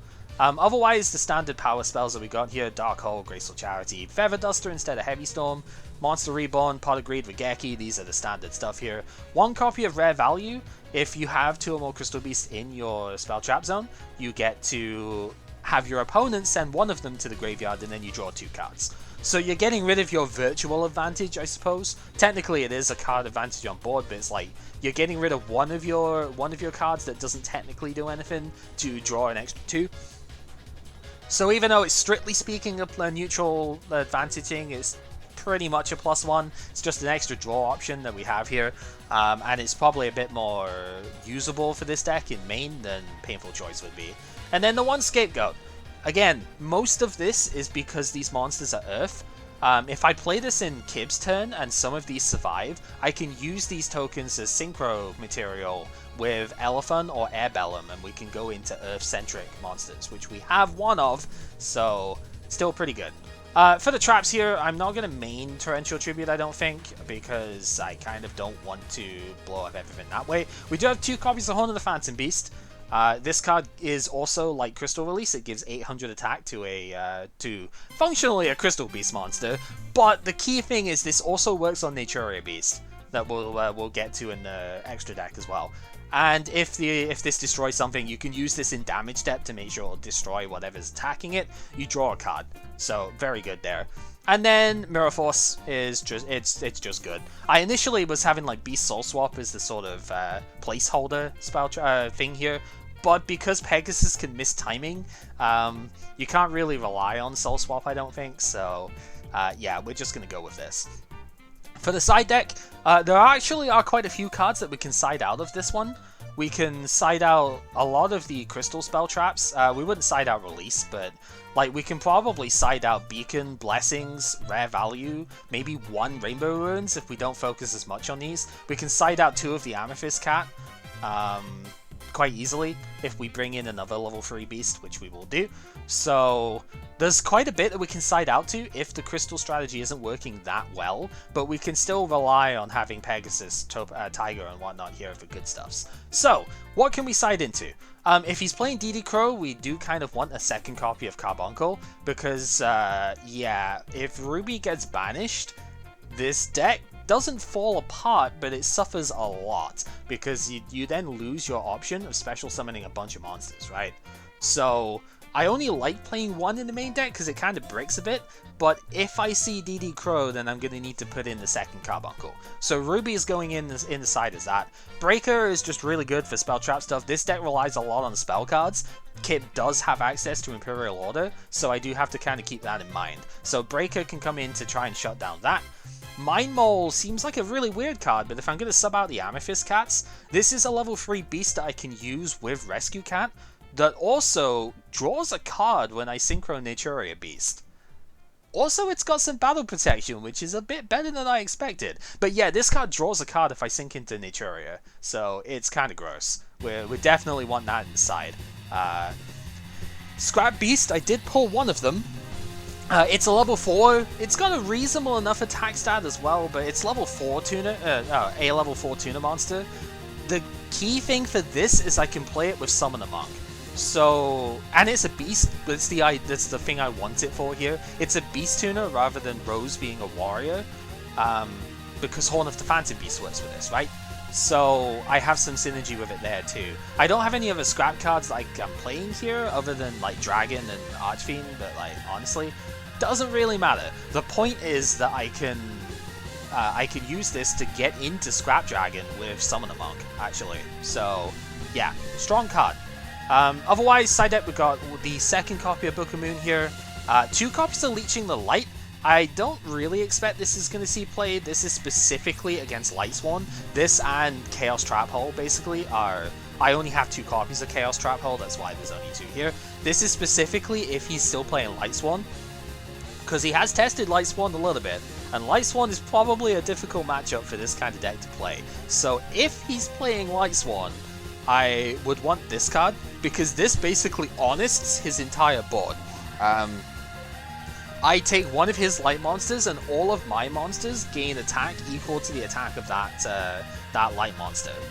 So if he brings out Judgment Dragon, or if he's got a this isn't original attack, so if he brings out a really, really strong Dragonif, then I can just play Leeching the Light on like a couple of monsters, and I have like 6,000-7,000 attack, whatever, you know, to sort of blitz over everything that turn. So it's specifically against Lightsworn, but yeah.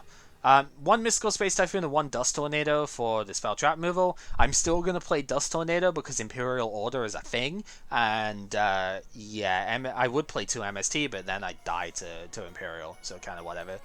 And then Painful Choice is still a good card, but I don't really like having it in this deck because there's not a lot of targets that I want to discard immediately. However, if I get into a game 2 where I'm siding out a lot of the crystal stuff, I could see Painful Choice being resolved after I play Rescue Cat. Right? Like if I play Rescue Cat, I only have 4 targets at that point to bring out with Cat, so the other cats are likely to be dead in the deck. So Painful Choice would be a way of getting them out of the deck and putting them into the grave. So that's not bad, but it is also not really what I want to play main deck here, I don't think. And then 2 Torrential Tribute. If I'm not going to play quite as heavily into the crystals, I can play more trap cards. TT is just generally very strong. I don't really see a reason to remove that one. But it's also not something I can really afford to put in the main deck if I want Summon a Monk to do stuff, because you specifically have to discard a spell card for this. It's not discard 1 card, otherwise I'd put Sinister Serpent in here. For the extra deck, we have got Ally of Justice Field Marshal, because it's there. I'm never going to summon this thing, but it is level 9. I could potentially get into it at some points. It's janky, and I don't want to play it, but it's there. My trait from the last set, again, pseudo anti-Lightsworn, but mostly just because I didn't have a level 8 at the time, outside of Stardust Dragon, like that was generally playable. Ally of Justice Lightgazer, it's not a great card, but if he is playing Lightsworn, this could get to some relatively big numbers and potentially close a game out. So, okay, right? It's never going to get summoned first, but unless I see he's got like 10 light monsters in the grave or whatever, but it could come in handy. So, it was a super rare in the previous set, there was nothing else I wanted more than it, so it was an easy trade, we'll just get it. Ancient Fairy Dragon, Black Rose Dragon are the main level 7s here, along with the new Scrap Archfiend and X-Saber Urbellum. These are the level 7s that I can go into with Urbellum plus Summon a Monk. Scrap Archfiend is a really nice extra addition here. Again, it doesn't have any effects, but it's 2,700, which is bigger than most of the monsters that we've been summoning from the extra deck so far. So, definitely like that. For the level 6s, we've just got the two Bryonic and 2 Iron Chain here. Bryonic is a problem solver if I can't destroy something. Most of my effects do destroy, they don't like bounce or whatever. So this is the way of dealing with anything that can't get destroyed by battle or card effect, say. So that's kind of neat. And then Iron Chain Dragon is slightly bigger at 2,500. This might well be the default thing to go into, but that's fine. And then the other stuff we have a Light End Dragon, because Cyber Dragon is still in the deck. Air Bellum plus that could go into this, and if I need like a 3600 attack swing here, this is not bad. Again, it's not amazing, but it's better than nothing. You make this thing permanently lose 500 attack to cut the opposing monster's attack by 1500 for the turn. So it's a 1000 attack swing, so it starts off being like anything below 3600 you can beat over, so that's kind of good. Obviously it gets worse as it goes along, but you know, it's not an awful card. You could probably kill 2 dudes with this quite easily, so it's fine. And then we got the 2 Naturia Beast over here. Natty Beast is just absolutely disgusting. I think even nowadays, if you could summon this card, it'd be good. It's just hard to do because it's landlocked into Earth. This is why we have Elephant and Air Bellum here as our tuner monsters, right? I could also have played Key Mouse, because Key Mouse plus Summoner Monk, if I went Summoner Monk to rescue Cat, Key Mouse would actually let me also sink into... Well, we sink into a 5, but Summoner Monk is dark. So you can see the problem here, right? Naturia Beast is just really hard to summon out. But if you do, if he plays a spell card, and it's not even once per chain here, yeah, Monk is dark. So it's like, it's really hard to summon. But yeah, it's not even once per chain. If you discard, you just send the top 2 cards of your deck to the graveyard, negate a spell card, right? This doesn't negate like continuous cards that have already been in play and like just trigger their effect after, but who gives a shit? You could just nix it in the meantime. And then our other 2 level 8s here, we've seen the Light Gazer, we've seen Light End Dragon. The other 2 level 8s are Stardust, because it's Stardust, it's amazing. And the new Scrap Dragon that we picked up from this set. Very, very happy to have gotten this. I might not have gotten Veiler and Solemn Strike, but I did get Scrap Dragon. And this is one hell of a good problem solver. So, yeah, destroy one of the cards. Guess what? My Crystal Beasts go to Spell Trap Zone anyway. I have fodder for this thing in this deck. That's the other reason I wanted to play this, actually. I actually have fodder in this deck that I can use. It's not one monster you control, it's one card you control. So, I can just bin one of the Crystal Beasts that's in the Spell Trap Zone doing nothing and destroy one of his cards once per turn. Very, very good card to get. I am very excited for it. It's a generic level 8 that, yeah, it's a bit hard to play in the initial deck here, but really, really good. Yeah, Arcanite Magician would have been something I would have liked to have picked up as well, but I've used my regular trades at the moment. So, just so you're aware as well, Chaos, because I know you've come in a bit late, and I've finished explaining the deck at this point. My trades for this round, I have used 1 of the 6 promo trades. I'm still going to keep those aside for later, the other 5. But I have used Sapphire Pegasus, 2 Crystal Release, 1 Summoner Monk, that's my main 4, and then this is going to be the first of the other trades here. So all I've traded for, effectively, out of the promo stuff right now, is 1 Summoner Monk. Because I want to keep the other cards aside for stuff when we get access to Formula Synchron in the next round. Stuff like Dandelion is going to be a lot better then. But I really wanted to play this. This deck actually wasn't awful, so I'm hoping this is going to be decent enough as we go through. It really wasn't bad in testing, so I'm actually excited for this. I think this deck has got a lot more potential than it looks like. I think this actually is a little underrated at this point.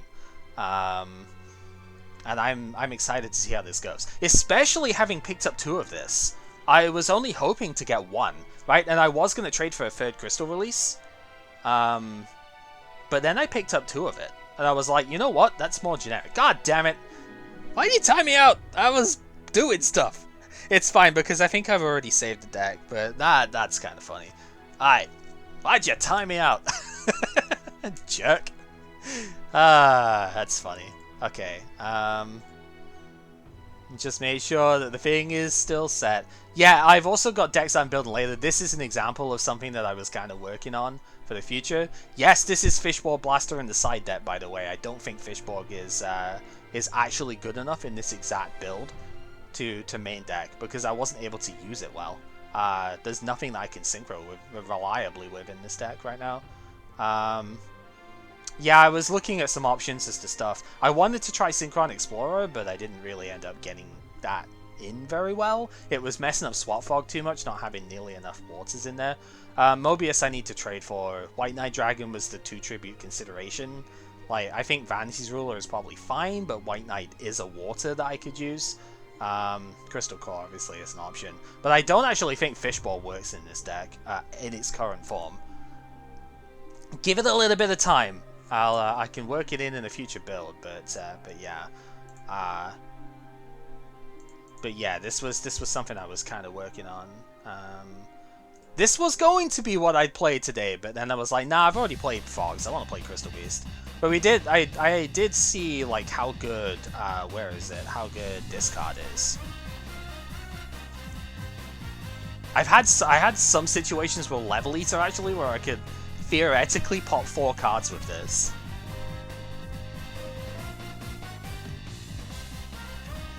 In my test hands, so that was kind of nasty. The other stuff I was looking at, since I do have a little bit of time, I was looking at just Blackwings. I might as well show that off. The Blackwing deck doesn't use any of the structure starter deck promo trades. It would just use regular ones. I would need 2 copies of Kalut. I'm trying to think what else actually. 1 copy of Armed Wing, which isn't even mandatory, it's just nice because it works with Kalut. I don't think there actually are any other trade cards in here, so I'd still have slots available if I played this, but I don't want it. It's fine, it worked, but it's just not quite interesting enough here. The other one I was looking at was Flame Bell. I actually only pulled 1 copy of Archer, so that's a bit of a rip. But this also wouldn't have needed too many trades. I would have needed to trade for the 1 Magician. I'd need to sub out this, so I probably would need 2 Magician actually. But I'd need to sub this guy out. And then Colossal Fighter was the other trade that I would need. So this would leave a lot of space open, but I want to play Crystals. I mean, this is also somewhat jank, but it's like, yeah, I want to play Crystals. Some of the other stuff I was working on, let's see. The Frog Fishing deck, this is for the future, because this also needs Formula Synchron. This one needs the 2 Colossal Fighter plus the Armory Arm if I want to do the OTK stuff. So I can't trade for this until after Starstrike Blast. But that's if I want the Armory Arm Colossal Fighter stuff, we'll see. I need another copy of this, which I'm hoping to get from the Tony packs after this one. And I need 2 copies of this guy, which I do need to trade supers for. So, like, this also has to be post Starstrike Blast. But this deck is also really good. We tested this one too, and it was a lot of fun. The last one I was looking at was Durgan style over here, which I did swap a few things out of. I took out the Exploder Dragon and I took out Blue Eyes Ultimate, so I would actually have 2 slots left over. But this one needs a lot more trades, and I didn't really feel like trading my entire like 10 card set basically to get 1 deck when I might not even play this for more than 1 episode, right? Looks like Kib's about ready, so we'll just double check a deck in a second. Go for it. But yeah, I would need Trade-In, I would need another Blue Eyes, which is doable, but that's fine. I would need Light and Darkness Dragon, I would need Red Eyes Darkness Metal Dragon, I would need 5-Headed Dragon, and I need Totem Dragon as well. This is specifically a set card too. So it's like this, and this are set cards that I would need to trade for. And then promos is like 1, 2, 3, 4, 5 minimum. Which would be 4 because I could use one of the set things. But like, that's a lot of cards to trade for this stuff here. So I didn't really feel like I wanted to commit that heavily to the path. But it is a very strong deck and it is very fun. But that isn't what we're going to go with here. Let's just again double check. It does have the beasts in there. It does have the scraps in there. Yep, I think that is good to go. So let us go ahead and resume our stuff here. Meow. That's a very strained meow, Cal. Come on. That is a very. That does like a cat that's gonna be like hurt in a minute. It's like. Meow. Well, we'll just have to see. This set was interesting. Again, it's very, very high rolly, in the end, as to whether or not if you get the good card, you've got to get the good rarities off it. So I don't know how well that's gonna go, but even if the set didn't go too well for you, I think having the extra trades and stuff here, this is gonna be very exciting. Oh yeah, it's gonna be pretty exciting. Brownie's suggesting before he went off to get his dinner and whatever, he suggests that if just to go ahead and end the stream on my end so that it won't like desync while we're dueling. So I'm gonna end my stream on my end real quick before we get started. So, I agree with that. That sounds like a good idea. So just hold tight for a second. Mm-hmm.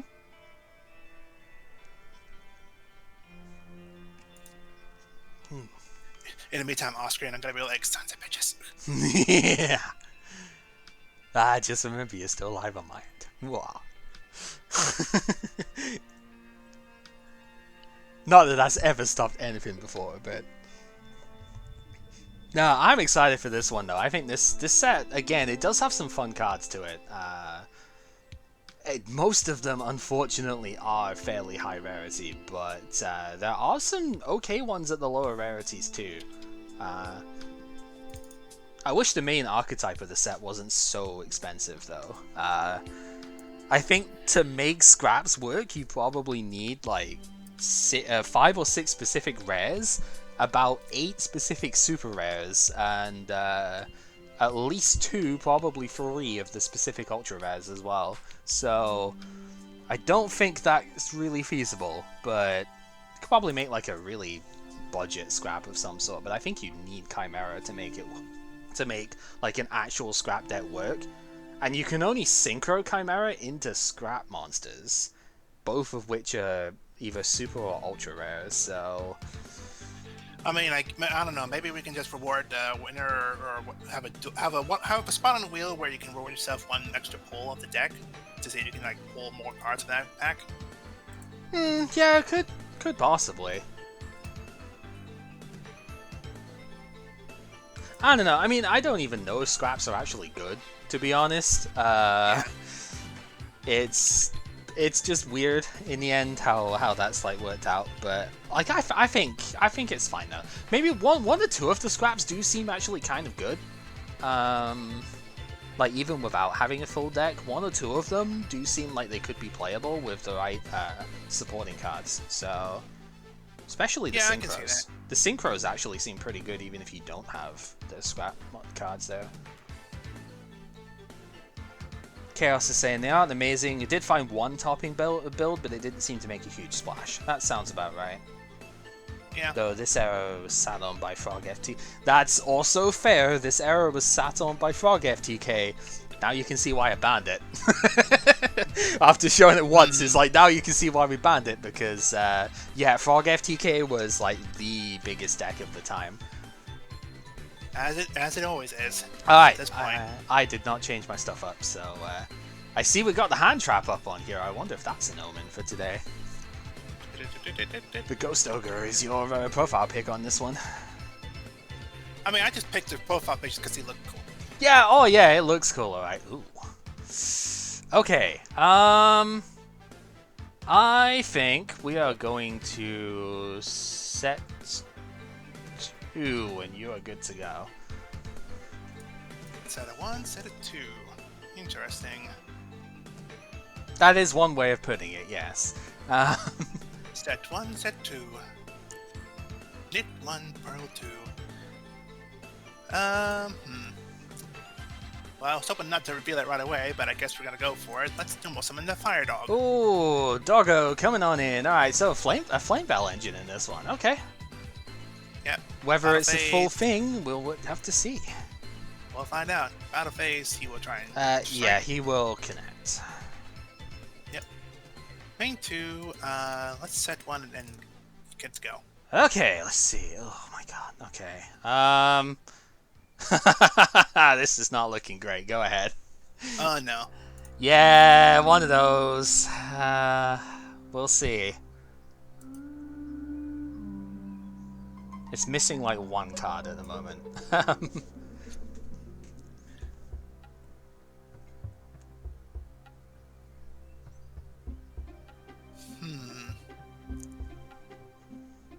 Well...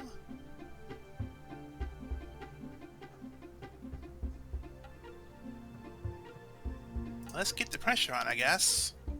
Yep, here it comes. Flame Veil, Battle Phase. Let's have the Magician attack first. Yep. And then Doggo. Yeah, I will take it. Bite, jump. Yep. Main 2. Yeah, I don't see any reason not to. Let's sync them off. Nice. This is where it's going to get bad if you actually are playing full Flame Bell and that's counter down. That's going to be... yeah. That's going to be rough. We'll see. If only. Alright. Yeah, let's turn on that. Okay, this kind of needs to be something. That is not something. Wow, dude. Okay.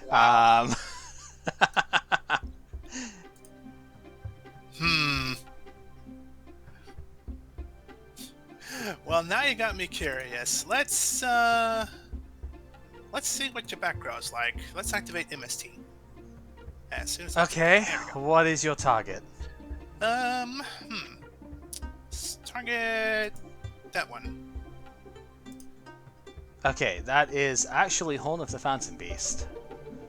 Phantom Beast. Beast or Beast Warrior? Uh-oh, there's Beast cards.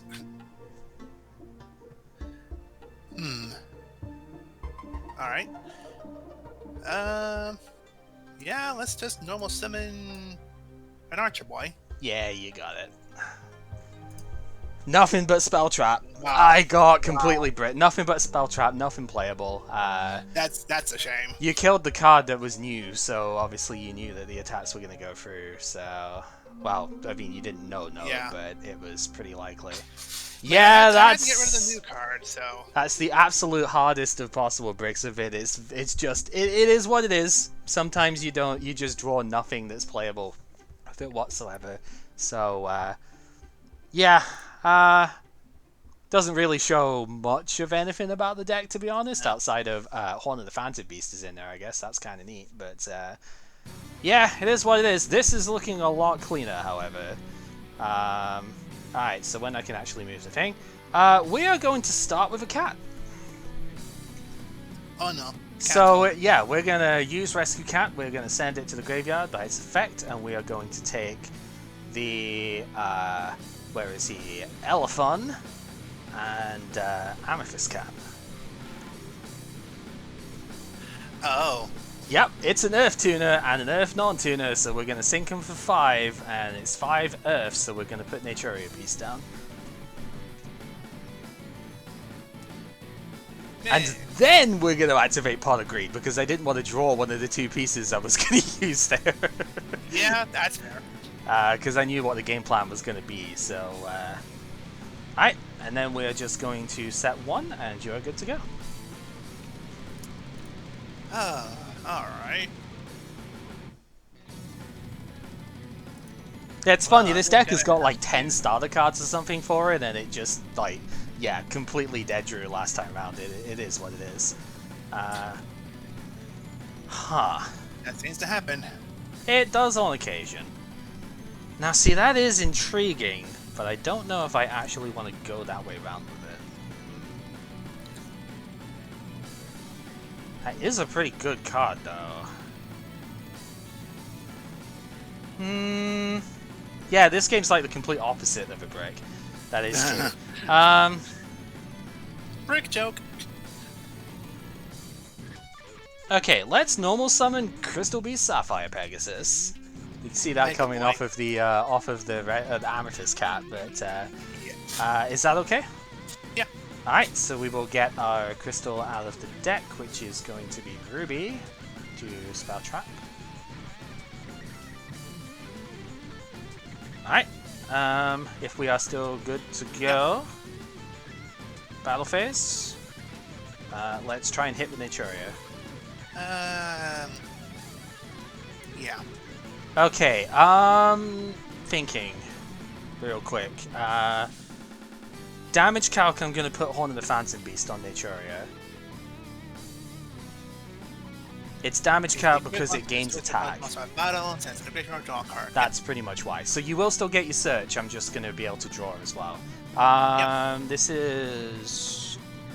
optional, so and this is mandatory. So I'll be chain link 1. So you do. I mean, it doesn't really matter here, but you do get to search first. All right.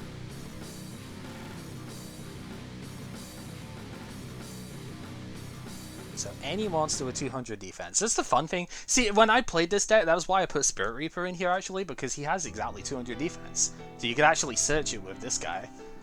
Yeah? It doesn't have to be a Flame Veil, it's just anything. So there's the Fire Dog. Yep. Alright, so then we draw, and we will have Pegasus attack as the second one here. And that's been all activated. Okay, that's fair. So this is going to go into the Spell Trap Zone, and then... Oh, yep. That's not an attack. 2 Grave! It's because 2 Grave is the first option when you're not in battle. So, yeah. Alright, main 2, I am going to set 1. Remind me, Fire Dog has to send a monster to the graveyard, right? When his card stores an opponent's monster by battle and sends it to the graveyard. Yep. Yeah, so if I did have a crystal, if you destroyed Pegasus with it, I would have actually moved it to Spell Trap. It doesn't trigger. That's what I wanted to think of here. Alright, yeah, it has to be sent to the graveyard specifically. Yeah. That's a lot of back row. Why don't we get rid of one of them? Or... I am going to chain Scapegoat. So I am at least going to throw these down. And these also don't go to graveyard, so... But yeah, that is pretty good, though. Well... This seems like a best time as any. That's too much defense on your end.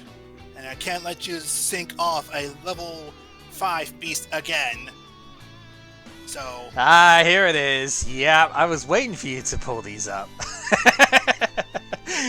Yeah, it was about time I got one of them. The good old Regeki Duster combo. Yep, that's pretty good. Alright. Flameville Baridon, Battle Phase, go for broke. Yep, 1900. And main 2, let's set... Yeah, that'll be good. Those goats did do work. They did stop that from being a blowout on me, so I'm not really too worried about that. Nothing on draw and anything, right? No. Okay. Because, yeah, you could still technically have... Dust shoot, yeah. Yeah. Okay, Cat 2, let's go. Cat 2, aww. Is this alright? Alright, yeah, go on. Yep, so we'll send that to grave. I do still have 2 viable targets in here because we have Air Bellum as well. Oh. Air Bellum and Cat. Is that alright? Yep. Okay, then these will sync for 6. So it's not going to be an Naturia Beast this time. But I think Iron Chain Dragon is still pretty decent here. Yeah. 2500 is not bad. Okay. Good to go to battle phase? Yeah. Alright, then we will try and hit it. Okay, and mill the top 3. Oh, that's the effect. That's the effect of the dragon, yep. Ooh, okay, that's not bad. Main 2, I will set 1, and you're good to go.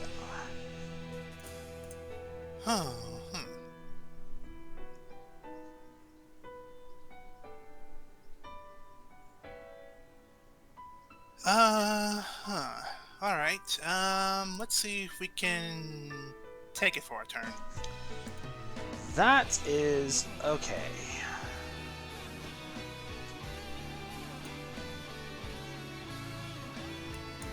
Battle phase, let's see if we can go in for an attack then. Don't know if I should let it.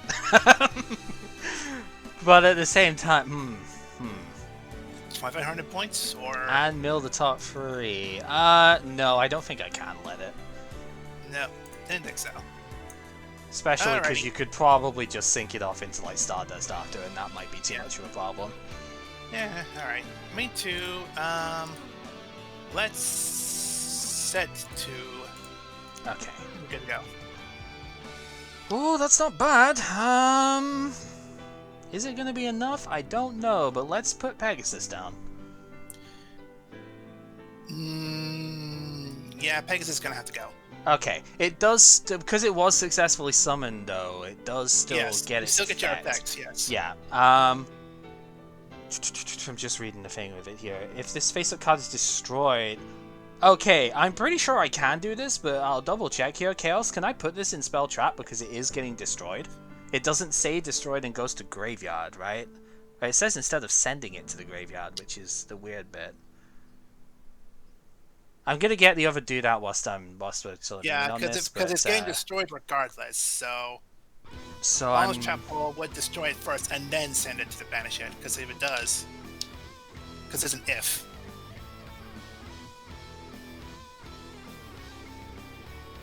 Was Bottomless another one you traded for, actually? Because I don't think you had that before, Yes. did you? Yeah, I thought so, because it is obviously a really good one. Well, I'm going to move Tiger to the thing here. Tiger! I'm going to double check real quick, because I haven't had confirmation on that. Because again, I think you could move it, but just because of the way the thing, the wording that it says with it, but I want to be sure if I can. Go goes to banished as it's not going to grave, so it can't go somewhere else instead. I guess that would make sense. Okay, for cards which destroy... Oh, it's actually a ruling under Crystal Beast stuff. Alright, so, for cards which destroy and banish other cards, like Bottomless Trap Hole and Gendora the Dragon of Destruction, the destruction and the banishing are part of the same effect. If Ruby Carbuncle is destroyed by such effect, you cannot place it in your spell and trap zone as a continuous, since you would need to apply the effect after it's destroyed, but before it was banished. Interesting, a little bit weird, but I can see that. Okay. Okay. Fair enough. enough. Good to know, I guess. Yeah.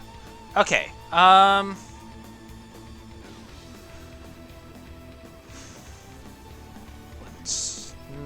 Ordering here is important, huh? Okay, I'm gonna play Crystal Blessing. Place those in the face spell trap zone. That's where the power comes in, so I can't allow that either. There it comes. Alright, there's the counter, so banish your duder. So, banish. Fun thing bell. Yep, and that's gonna get negated. Right, that is fine by me because the other card I have was Crystal Promise. So the fact if I still got the thing from Peg, I'm just gonna place Topaz in play instead. Then Tiger's pretty okay in this spot. Like maybe if I put the third Peg in here, it would have been a bit better. But like Tiger's pretty good. He's gonna get to 2k here. So battle, we're gonna hit. Yep. Okay. Go ahead. Simplified game state over here. Let's see what you can do.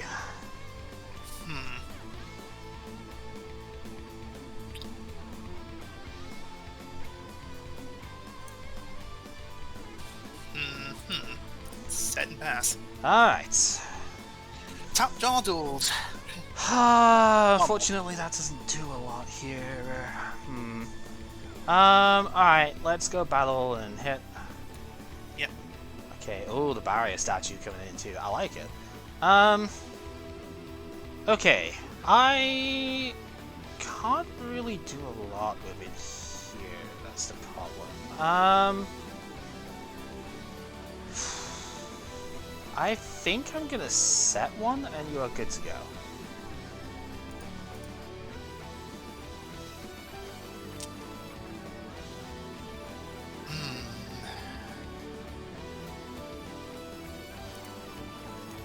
Have to set and pass again. Okay, let's see what we do. Alright, battle phase, let's hit. This goes to 2000. It's Magician. Alright, main 2, I am going to set one if my mouse would behave. And we are going to end. So it's only 2k when I'm actually attacking, but looks like that's not too relevant here. Alright, battle hit for 16, because it only gets to 400 when it's attacking monsters. Attacking a monster, yep. Big old tiger.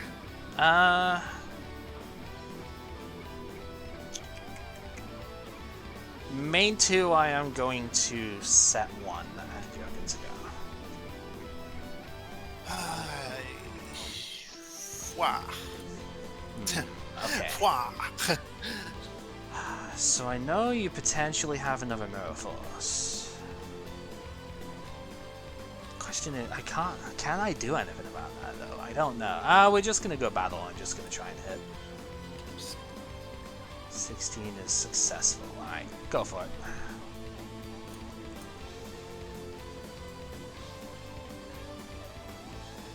I think I'm gonna have to go on the offense here. Let's normal summon Flame Bell, Magician. Okay, yep. Battle phase. Let's have it attack that one. Alright, this made me sad because it was Rescue Cat. I have no, I don't have enough targets anymore. I topped that like 3 turns ago, and it was like I don't have enough things in deck anymore. I've used them all on my other 2 cats. Okay, oh, that is good. Well, they served their purpose, I guess. Okay, I think this probably sets it up. We're gonna Duster. Don't.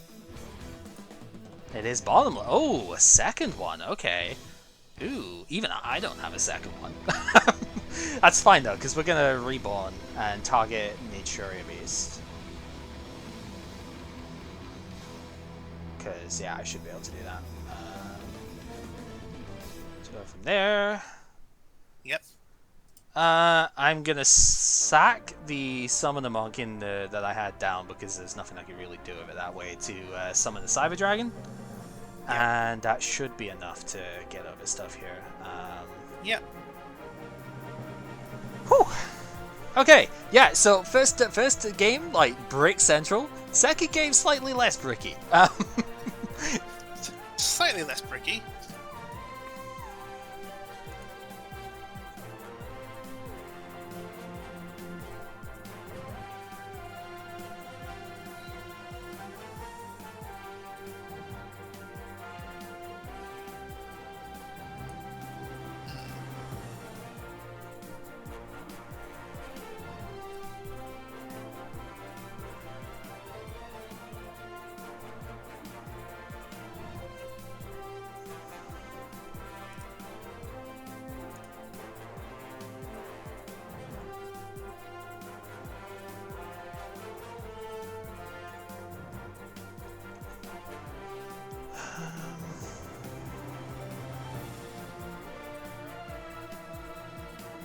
Yeah, I didn't really side anything after game 1 because I was like, okay, I got no chance to show anything of this deck. I want to at least see it first, you know. Yeah. One of the other options you had for MSTing in that first game actually was Crystal Release, but I don't think that would have done anything because I couldn't get 2 Crystal Beasts in play. Or maybe it would have because my deck would have been shuffled, so who knows. But yeah, I didn't have like ways of using it there, unfortunately. Yeah.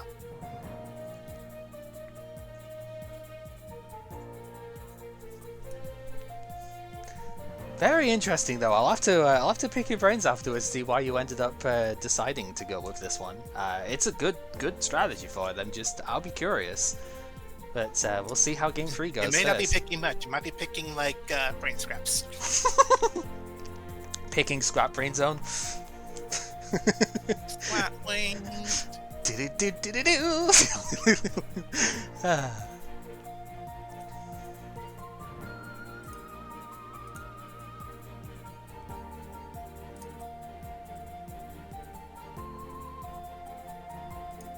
Yeah, that Summoner Monk was also top decked when I had no spells in hand, so I was like, oh, you know, I was like, well, I guess I can't use this right now.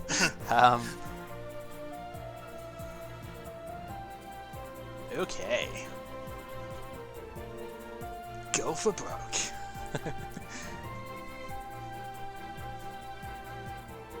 Interesting. Alright, well, let's normal summon. Magician. And oh! enter. Oh!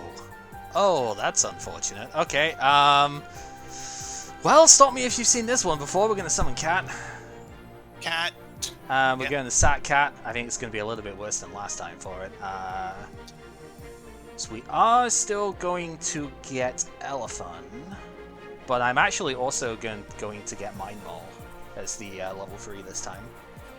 Mind Maul. Because, as we've seen before in our testing stuff, if this gets sacked for a synchro of a beast monster, it draws a card afterwards. So we're going to sack these off in each area. So bring that out, and with Mind Maul, we can draw a card. Yo, what's the draft series? If you've seen Simo and Nimnim's like progression series stuff, it's a similar idea to that. But functionally, we open one box of a set, we build a deck out of it, we play a best of 3, and then we keep building onto that with like the next set that comes out, and keep building from there. Instead of making full constructed decks, we use what we pull out of a box. So. And then same logic as last time, I wanted to actually make sure my cat went off first before I draw the cards. Yep. So we're going to play that. Because I only really play like one copy of the stuff, and funnily enough, I actually drew one of the Hingsa videos, so we're going to get rid of cat. Because that's kind of bad at this point. Oh, that's kind of nasty though. That is a bit rude. I don't know.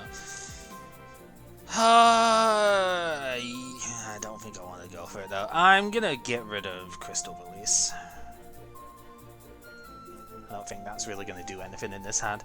Alright, battle phase, let's swing in and hit for 8. Main 2, I am going to set 2 cards, and you are good to go.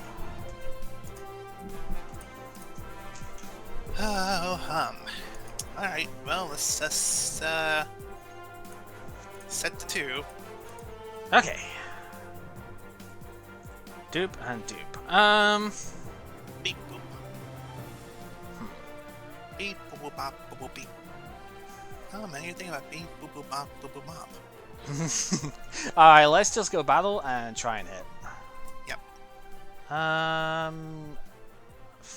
I think again I'm gonna Horn of the Phantom Beast it in damage step so I can get the draw. Yep. That's actually pretty good. Yeah, that is pretty good. Normal summon a monk. Normal summon a monk. On normal summon. Oh yeah, there it is. Yep. Boom. There you go. Alright, so you've still got the one thing of that, which is fine. Yeah,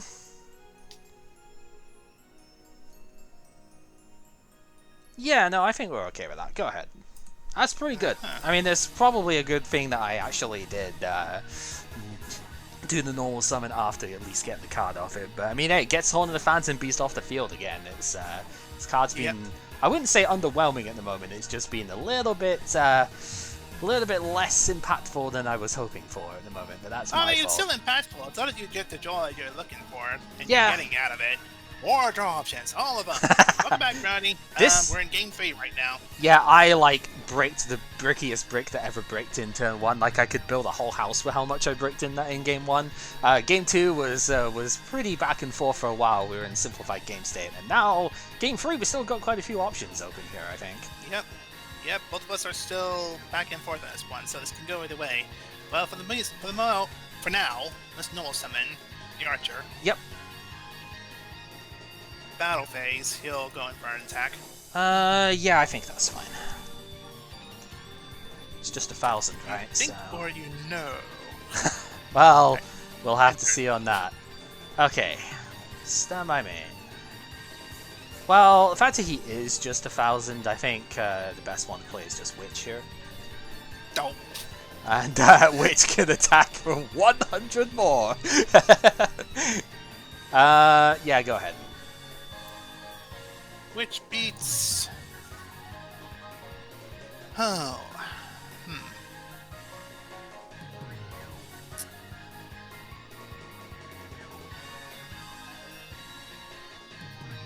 Oh, Witch is still a moderate choice, so let me have a crack at it. That is if you could. Fine. Go ahead. Alright.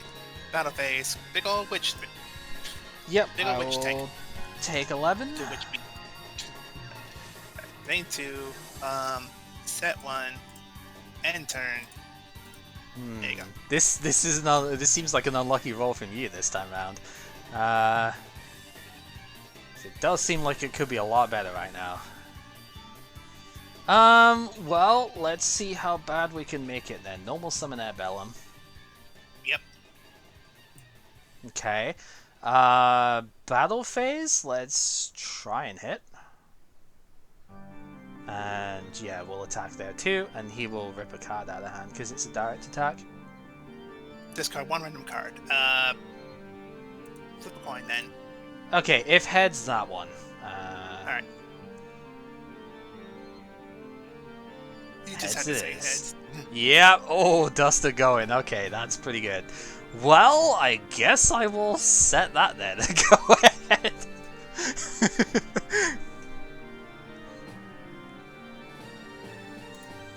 If you have a monster, it's over at this point.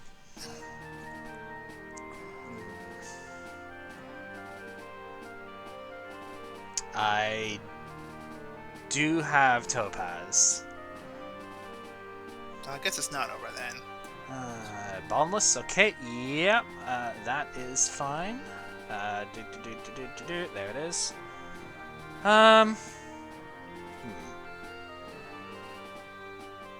Thinking. I mean, I do have a tuner, so it's like, do I want to go into anything in here? See, he's running Beast Synchros. Oh yeah. Oh, One deck yeah. I was one thinking of running, but I didn't have enough time to make a full deck out of it. Okay, let's see if you can stop this as well. Monster Reborn, target nature area beast. Nope. Alright, Naughty Beast hits the field. No, no destruction for that then, okay. No. Alright, let's go and try and hit then. Okay. Whew.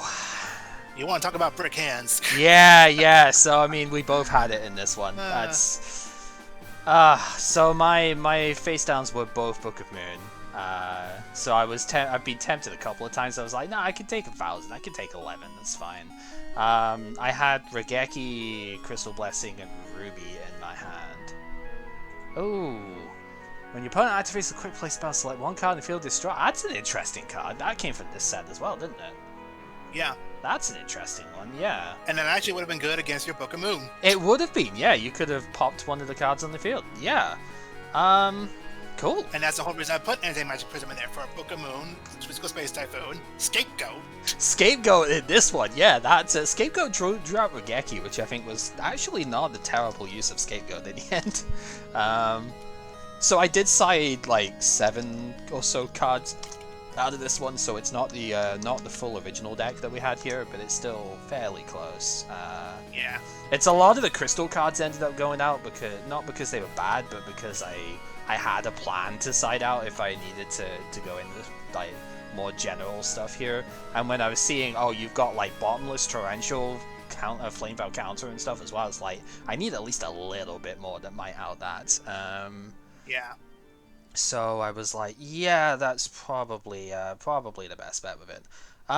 So yeah, as you can see, I decided to go with the Crystal Beast one this time. I have used one of the 6 trades from the promo stuff because I basically needed 5 trades for this, one of which was the second Summoner Monk, and I was able to fit everything else into the 4 that give up the wheel for. So my trades were the 3rd Pegasus, the 2 Crystal Release, and the 2 Summoner Monk. Everything else I got in here was either from the next set, there's a common or a rare, or was stuff I already had. So I've still got 5 of the promo ones to look at because I didn't want to commit them all to just one deck, because I was like, I have got about 4 different decks I want to play by the end of this era. We've still got about 5 or so sets to do before we end 5Ds. So I was like, I still want to play at least 2 or 3 other decks. So that's why I didn't go with the Dragon one. You know, the Dragon one was very, very powerful, but I had to commit basically every single trade to that deck, and only one trade, the Light and Darkness Dragon, would have been usable in a different deck. Like, trade-in is good, but you need level 8s for trade-in to work, so I was like, that's gonna railroad me into one thing, and I want to play something else later, so ultimately that's the way I ended up deciding on it. Yeah. So well, I decided in a lot of other cards here as well. The actual Anti-Magic Prism was a side deck card. Ah, okay. Because the main focus of this deck was the Flame Veil cards, but you saw like there was still the thing in the crater. There's still Royal Firestorm. Yep. I don't know why I put Pot of Avarice in if I didn't put Painful Choice in. Yeah, Painful Choice. Down the last minute because like Painful Choice would have been a nice one, but it's like I don't know. But I didn't think to take out Pot of Avarice in the last turn either. Yeah. So that was my mistake. That's fair enough. No I still Rekindling. Did you forget Rekindling, or was that just one you didn't want to play for this?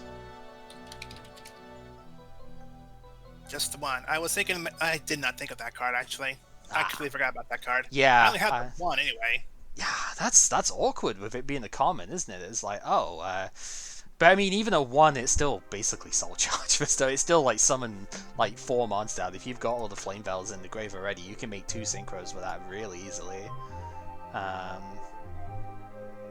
I see you drew Chivalry. That's really cool. Yeah, that's the ultimate rare. Oh, it's an ultimate too. Nice. I actually did pick up an ultimate as well, but it wasn't Chivalry.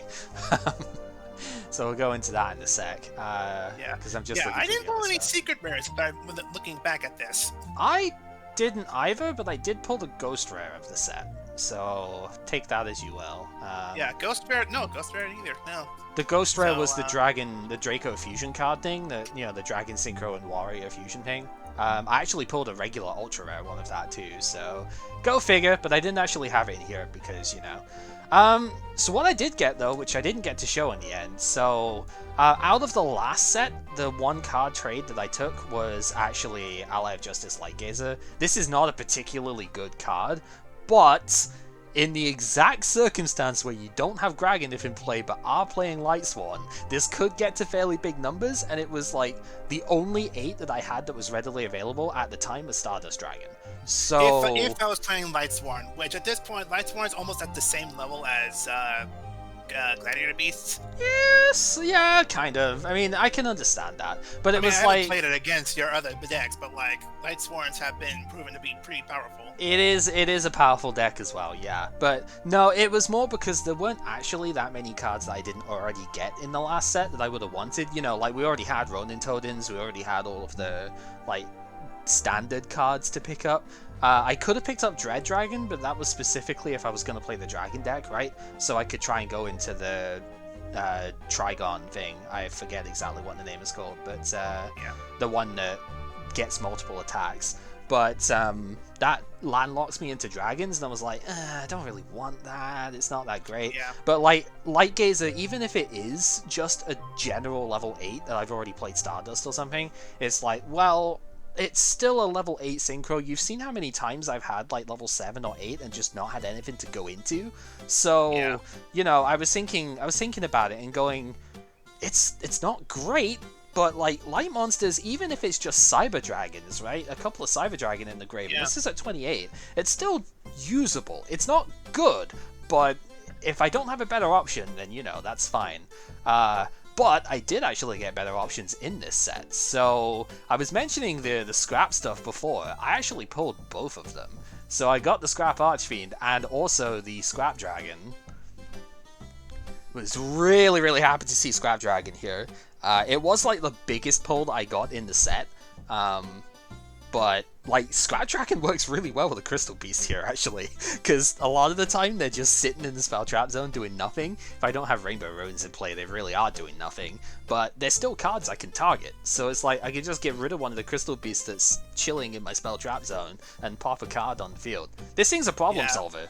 Like, it's just a generic. Or you can actually destroy a Crystal Beast in the monster zone and to actually destroy it to put it in your spec zone if you need to. Yep. If I have Rainbow Ruins in play and I need one of the higher level effects, then yeah, I could do that. So... Oh, you also got the Archfiend. Dude, that's cool. Yeah, but I didn't get Scrap Dragon. I got something else as well. Oh, the Unicorn. I wish these were a bit better, but like... It's cool. It's an ultra rare. Like, it is nice to see, but I wish they were slightly better. Yeah. Landlocked into Beast Tuners, which I guess I'm playing 2 Beast Tuners. I could have pulled it. I could have played it if I pulled it, but yeah, and that's why I was debating on making a Beast type deck, but I didn't get time to think it over. I hope I But wasn't. I was actually also debating on making my Infinity deck Yep. as well, or making it, using it, whatever, because I, from my previous pack trade-in, I went ahead and traded for Infinity Barrier, Yo, yeah, nice. which Infinity Barrier was a pretty good one. Yep. And you saw that's me, the 3 trades that I had in my trade-in, trading in the wheel, Yeah, was Regeki 2 Regeki bottomless. and two bottomless. Yeah, that's a good set. Because I needed to find ways to get destruction going, and when you know it, this is probably the only way I can think of it. Oh, god damn it, Chaos, I didn't even think about that. Another thing with Scrap Dragons and Crystals, you can target the ruins itself. The ruins can't get destroyed by card effects, so you target the ruins and then you get a free pop. I didn't even think about that. Wow. That's actually, really wow. cool, okay. Oof. And you know the fun Crystal thing beasts is... are getting too strong now at this point. And you know the fun thing is, I got one copy of it, but this came in from the side deck, is the Scrap Beast. Because what I realized as I was going through, okay, it is Earth, but I don't have any level 1 Earth things to go, except Go tokens! Oh ho! But what I realized is that if I play Summon the Monk, you can't actually attack with the monster that you special summon with Summon the Monk in the same turn, right? So the idea is to get Pegasus out turn 1, but the reason I played Rose in the test games that we played with stuff here is because it was a level 4 tuner, so I could go into level 8 Synchro monsters. Scrap Beast just happens to be synergistic because it's a beast monster, so Horn of the Phantom Beast can work with it, and like it happens to be that it's level 4. This can make the Scrap Dragon out of nowhere, right? So it's a 2-card thing. I just have 1 spell card in hand and the Summoner Monk, and I can play Scrap Dragon down if I need to. Stardust was, of course, the original target, but now I have another level 8 that I can play, which is really good. But yeah, it was like Scrap Beast was actually a side deck choice for if I sided out a little bit of the crystal stuff. You see, and I sided out 2 Amethyst Cat, put the Mind Mole in as the replacement Rescue Cat target, because, I mean, I'm going into Naturia Beast anyway with that. So why not get a free draw off it as well? Plus, this guy doesn't get killed by battle the first time through, too. I actually didn't even realize that. It's like, oh, he's actually pretty good. Like, more than I expected, you know. So yeah, it tones down the crystal stuff a bit. I only play like 9 crystal beasts in the standard deck of this when you've got 3 cat. This one cuts it down to 7, but I think only having 2 crystal release instead of the full 3 makes that viable, to be honest. I don't have to play all of them, because I can still just set crystal release, and then if you pop it with Mystical Space Typhoon or Duster or whatever, then I still get the search, because it was on the field at the time. So it's like, even if I can't like actively play this down, it still deters you from destroying my spell traps so readily. And yeah, like I can get a crystal out of it afterwards. So it's still, yeah, it goes to the spell trap zone, but that's where I kind of want them anyway. Especially Ruby, which I don't want to draw, but drew in the last game, you know. So yeah, I was looking at it, and I mean, I said this when I was like profiling the deck too. My biggest regret of the GX era was not actually successfully playing the Crystal Beast deck during the draft itself. I really wanted to, and it was just like, I tried to make it work and it just wasn't there. We saw that Crystals just lost to Cyber Dragon, really. It was like that sort of bad with the firepower of them. Not getting any crystal release at the time massively hurt, but now I've got 2 crystal release and pulled 2 Horn of the Phantom Beast. So it's like I have 4 ways of making Pegasus like 2600. And we saw in the Infinity test game, making Pegasus really big with these cards is not actually that bad of an idea. So, you know, it's weird in a way, because these types of cards you don't normally see played that much, but they have such ridiculous secondary effects on them that I think it works out, right? Like, Crystal Release just gives you another crystal in play, so that's obviously very powerful. Then Horn of the Phantom Beast draws cards. We know how good that is in this game, so yeah, I think these actually work. Like, even though equip card stuff doesn't normally do that much, these do things beyond just give you attack values. And I think that's what stuff like this and field spells and things like that need to do if they're actually going to be good. So yeah, I was pretty happy to try it out. and I'm pleased enough with the results. Even if I did massively brick game one, I mean, you can't really go, can't really say otherwise. That I think I had both one of the Phantom Beasts, I had Crystal Release, I had Blessing and Beacon, which I couldn't play at all, and I think I kept drawing like the spell cards and stuff off it that you can't play. I drew a Rainbow Ruins at one point as well, and I was just like, what do you want me to do with this? I can't play it, So it was just, oh well, if I can't bluff you, then I guess I'm just dead here, but that's fine. It is what it is. Alright, so other than those then, what fun stuff did you get this time around? Well, you saw that I pulled the the two Synchro monsters. Those are the two higher ones. Chivalry. Again, I debated on doing Eternity cards, Eternity deck, because I wanted to... Okay, so I know we haven't done our trade-in from our structure and starter decks. Mm-hmm. So, I wanted to debate on getting the Eternity, Archfiend, and Guardian, but, I haven't, taken a minute to think, I don't know if I want to use those for those, or use those for other ones that are pretty good. I mean, there's some other really good cards that are really damn good in this one. I pulled a playset of Elephant, so I know I can make my beast deck at this point. Yep. And playset of Mind Mole, and all the beast monsters I needed to pick for a beast deck in this set. So I'm not without use of this pack here. Mm-hmm. I think I pulled every single Amazoness card. Oh wow! Okay. Which includes the Amazoness Heirloom, which. I mean, that's not a bad one, but what are we going to use it for? Amazon monsters? Okay, well, Amazons are not really great at this point. I mean, I do have the field spell as well. Yeah, I pulled a playset of the field spell, but I didn't even read it to remember what this does. Amazoness gain 200 attack, whoop-de-doo, once per turn when it's destroyed by battle card effect, sent to graveyard, special summon an Amazoness on your deck with a level less than or equal to the one in the graveyard. Okay, so, I mean, I guess that cycles through your level 4s, but... Yeah, I don't know. It's okay, but I don't think the Amazon is strong for it, enough. but I don't know. It's like ways to do around it. I was really hoping I would pull off one of the fusion monsters from this pack, because Paradox Fusion might have been one that to try just for the fun of it. Oh yeah. Banish one fusion monster you control, negate the summon, and if you do, destroy the card. During the second end phase, return the banished fusion monster from your field and face up attack. Yeah, I didn't Fusion, actually... not Synchro. Yeah, I didn't actually pull that one in the end.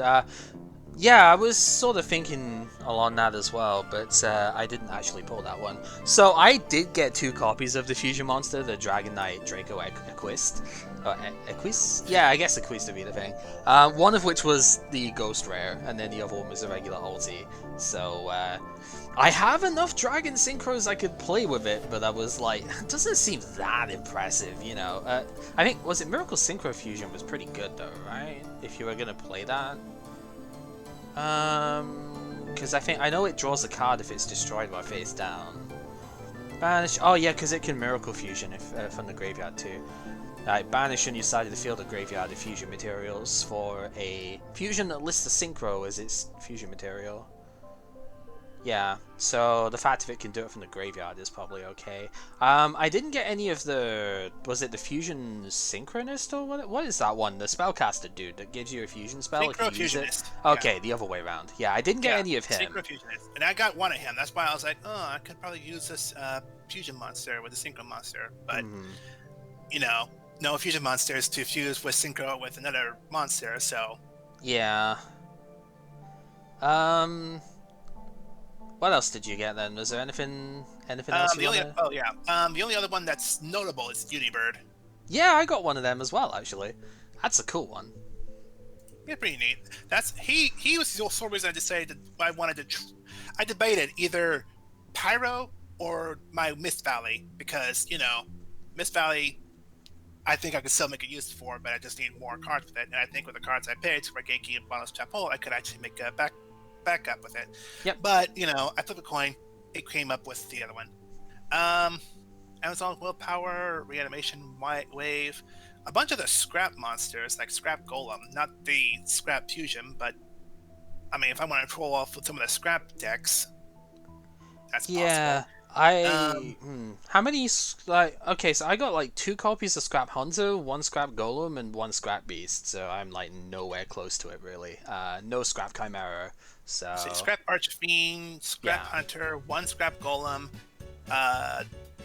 2 Scrap Beast, 2 Scrap Goblins, 4 Scrap Sheep. Wait, there's a sheep? Yep, Scrap Sheep, or Scrap Sheen, Scrap Sheen, my bad. Oh, the Sheen, A yeah. Sheen. I was like, wait, there's a sheep in this archetype? Yeah. That would be pretty cool, actually.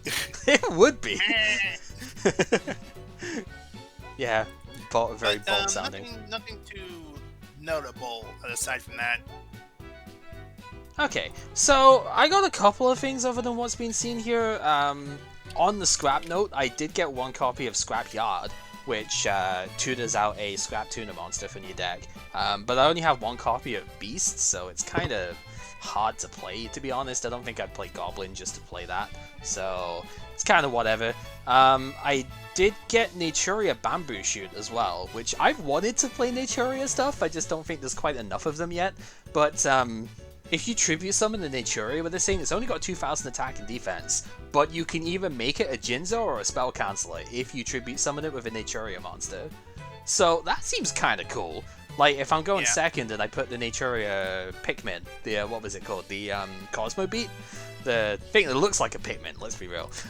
Nature Beans. Yeah, Nature Beans would be another one that you could do. But yeah, like if I put down the Cosmo Beat as you normal summon something on your first turn, like going first, tribute summon that beat for this guy, and that could be kind of good. I don't know, like it seems like it's got potential, but it's just a little bit weak on the attack front. 2000's a bit hard to defend. But otherwise, yeah, I got like the 2 copies of the Draco guy. That's 1 Ultra, 1 Ghost Rare, kind of whatever. Yeah, Scrapyard, Scrap Archfiend, Unibird, and the ultimate rare was Scrap Dragon. So it's even shinier than normal. Yeah. Oh yeah, I pulled the Naturia Mosquito and Naturia Beans to play set of them. Yeah, I looked at the stuff with it that way, like Mosquito. I think Naturia Forest was also in this set. If you negate a card of the opponent's, you get a level 3 or lower Naturia from your deck. That's kind of neat, but I don't think most of the good ones are like available yet that way. I think there's like Naturia Pumpkin in the next set that tutors them out or something, but trying to taste any battle you would involve in... Oh, except Mosquito, of course, yeah. Yeah, I don't think Mosquito's that great either, but it's fine. Yeah, otherwise I think it was like the 2 copies of the Horn of the Phantom Beast was the big one. Because yeah, I mean I was going to play this deck anyway, I just would have had to trade for a 3rd Crystal Release if I didn't get 2 of those. I like the fact that there was a card in this set called Light of Destruction, because that's the set where the Light Swan came in, and it's like, if the opponent mills from their deck, you mill 3 more out of them or something, a continuous trap. Yeah, I saw that, I'm like, there's his counter. Dang. Yeah, I probably wouldn't play something that specific, though. I think there's better ways of going after the stuff there. And then again, I don't think it's not a notable card, but I think the only other like card to even look at here is Double Cyclone. Like, I think at this point in time, Mystical Space Typhoon was semi-limited. I don't think there was any reason to ever play this at this stage, but if you end up getting enough spell traps to like do stuff when they get destroyed, then that card could potentially be alright. Like, if you want your spell and traps to be destroyed, you could at least get something out of it. But yeah. Yeah, I mean, Wild Tornado is an option. It is, yep. It is a fun one. Oh, and also I guess Lockcat because it's cute. Not because it's like the best thing ever, but it is cute, so... Yeah. If we had more level 4 Synchro monsters we could go into, because you can get Keymouse with that, and that's a level 1 tuner, but there's not a lot to go into with that right now, so... No. Otherwise, yeah, I think that's about it. I got 1 copy of Flamefell Archer, so I couldn't even play the Flamefell deck that I showed you before because I needed 2 copies of that. So I was like, aw, you know, it's like, god damn it, I just can't get the Flamefell Tuna monsters. But it's fine. because I was actually considering playing the Flame Veil engine, like the Fire Dog Magician Archer, with the plant stuff that I played before, like the Giga Plant Supervising, because like I was thinking, there's a lot of spaces where those plants that were bad that just like kind of wrecked the deck when we played it before. There's a lot of spaces freed up with that, and you could fit the Fire Dogs and everything into there, and it would probably work okay. But I didn't get enough of the Archer, so I couldn't do it. Probably the biggest misses in this set would be a Fet Veiler and Solemn Strike, the two like biggest ones that I might actually consider using an Ultra Rare to trade for one of them, because those cards are like other than Pot of Duality, I suppose, as well, those are like the chase cards of the set, but Pot's a secret. I wasn't expecting it. I didn't get any secret rares in the end, as just like you didn't, so I think that's fine, but a Fet Veiler though, that sees play even nowadays. It's like, it's not quite timeless, but it's just about, like, even now there are still decks that play that card, because it is just that powerful. So, I don't know, a Solemn Strike is really good too though. Pay 2k life points to stop a summon from happening. That's pretty strong, so I don't know, there's options that way, but that's with our one trade. Not this time around. Yeah, I mean that's with our one trade for the set is what I'm thinking of it here, because we do still get that regardless. Yeah. Okay, so with that said, I suppose we need to go into the real stuff here. Alright, I gave you them earlier, the structure deck promo thingy, wildcard structure deck promo thing is not named beyond the packs in your thing, which is fine, it's still the same deal, you know what that's all about. Oh, is it Warning, not Strike? Yeah, it's Warning, not Strike that's in this one, whatever. Solemn cards have all got the same name, let's be honest. It's Warning, Strike, Scolding, I think, and like Solemn Authority we don't talk about. And then Judgment. They're all fucking the same thing. They're not really, but you know. Yeah, this so there is that I've given you before. I think that should be fine. Yeah, we both have to take this one, obviously, because we both traded last time round. Yep. So the big thing to note on here is on mine it says beyond the packs of it, but the wild card for structure slash promo cards at this point, because we have done the allowing trades of these cards, I've combined the wheel slot so that if you roll it, you can take any card from any promo that we have had up to 2010. So same as what we've been doing for the trade stuff at the moment, and any starter or structure deck that we have seen so far, plus the Marek one, because that's the new deck for this set. Is the structure deck Marek Ishtar. I believe it is a structure one. Yeah. And we are still in 2010. We've got a couple of sets of 2010 left to go here. Starstrike Blast is the last main set from 2010. That's the next one. If you want to open another one, that's the next one we'll do. And then Hidden Arsenal 3 is the final 2010 set. But yeah, structure deck Marek Ishtar is the thing. The Turbo Pack, the Tawny Pack, is still Turbo Pack 3. The same one that we opened last time round. So you get one pack of that still. Yeah, you'll get the one pack of that, and I'll open the two of that. At least if I get War Chariot, it's not something I can play another copy of this time, but there are still a couple of cards I want in there. Big Fishy is the big one that I want the third one of. So hoping to pull that because I really want to play that deck soon. That's the reason I haven't done all the trades yet. It's because I'm looking at that deck. I can't play it next round because I need Royal Swamp Eel, which is a set trade, not a promo trade. So I'll need to give up the wheel again if I want to do that, but I can't for this round. This wheel is pretty good though. I wouldn't want to give this one up because if you pull like Ultra Rare on here, you know, getting a Fet Veiler or Scrap Dragon or, you know, whatever is really good. This wheel is actually pretty valuable just because the high rarity cards in this set are the real chase ones. So, yeah, I think this one's actually solid even if we were like thinking about doing trade-in stuff. I think this wheel is worth it. Anyway, what else was I gonna say?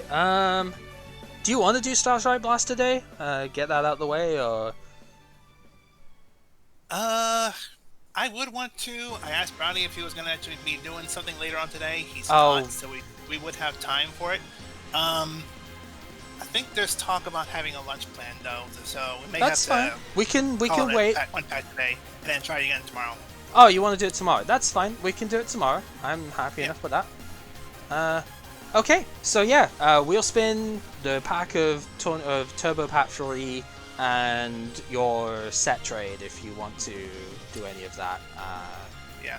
I don't Tomorrow know you're what. doing D&D, so yeah, we will stick to just one pack tomorrow. Yeah. For sure.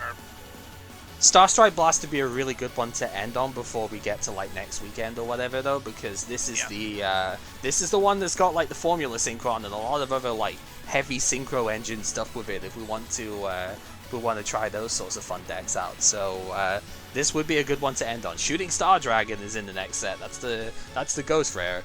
Brownie did challenge us to make it. We've got to pull it first, but yeah, if we could make Shooting Star Dragon, that would be amazing. But we've got to actually build the deck up for that. So once I pull it, I'm going to be singing I'm going to be singing an old staple. Don't you know that you are a shooting star, Dragon? Nice. Okay, well, thank you very much for playing, dude. That was actually pretty close, though. Apart from, That was pretty yeah, good back and forth. I know Except for the first time. First duel I bricked, second duel I guess you bricked at the end of it. So I mean, it's unfortunate the way it sort of played out that way, but it was close though. That second game was really good. I think this is fun. Like, I'm interested to see if you'll stick with the Flame Veil stuff, or if you'll be able to make up, like, if you want to play the Beast Engine stuff again, want to build that up. That'd be fun to see too. No idea. I just need to like sit and think of like some decks. Yeah. I mean, I can show you my prototype Beast Down one from last time, but I do have Beast King Barbaros that you'll need to remove in there. That's fine. He's just a beast deck. He's not actually good for the deck, really. Well, I still gotta find out what I have first, and then make that out of it, and then I can be like, okay, if I were to add this or that, would that be good? Would that be bad? I still need to experiment. Yep. Oh, I will say there's one funny thing with this just at the end of it. Because of the Light Sworn threat, I actually had a couple of Chaos Trap Hole and a couple of Leeching the Light on my side deck here as well. Just in case it was like, okay, I'm getting bowled over by these things. It's like, I had a couple of cards that I could have sided into for it, because I was thinking, I don't know, you'd be testing this deck, and it's been pretty good, so I wasn't sure. Maybe you'd stick with it, you know? I wouldn't have been surprised if you did, because it was good, and you seem to enjoy it. I don't know, maybe that's just like my impression of it, but you seem to like the deck at this point. So stick to what? The Light Sworn? No. Yeah, the Light Sworn.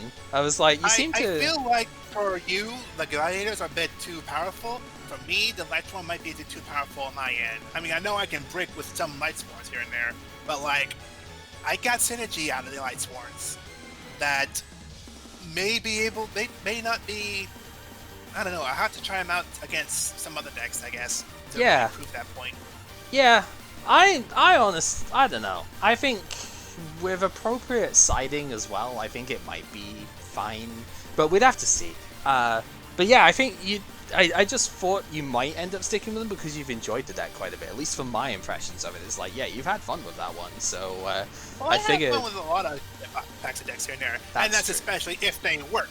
Yeah, that's always the problem, isn't it? So next time I need draw options. Yup. Still gonna get you that Graceful Charity at some point. I'm not like holding it over the head on purpose or anything. I just don't know what I would even ask for at this point. I mean, all I can do is probably send my collection to you and just be like, okay, take your pick. Yeah, I mean, it would feel. I know you've got two of it. It would feel dirty asking for Catastor, just that Ally of Justice Catastor, just because it's like it's a level 5 that I can actually play in non-Earth decks. But because that's been a consistent problem too. I nearly traded for Magical Android in a couple of these decks because it's like, I don't have a level 5 I can summon. Like, God, if I don't have only Earth monsters, I can't play level 5 Synchros, and that's a problem for a couple of the decks I want to play. So I don't know. That's one I would like, but I don't think that's gonna get swapped over. So well, we'll see. We never know. We never know until we, make a decision and whatnot. Yep. Well, there is my take on it at the moment for what I know that you've got that I could potentially trade for. But anyway, we'll see. So yeah, thank you very much for playing, dude. Go get your pack and your wheel spin and stuff, and I'll see you next time.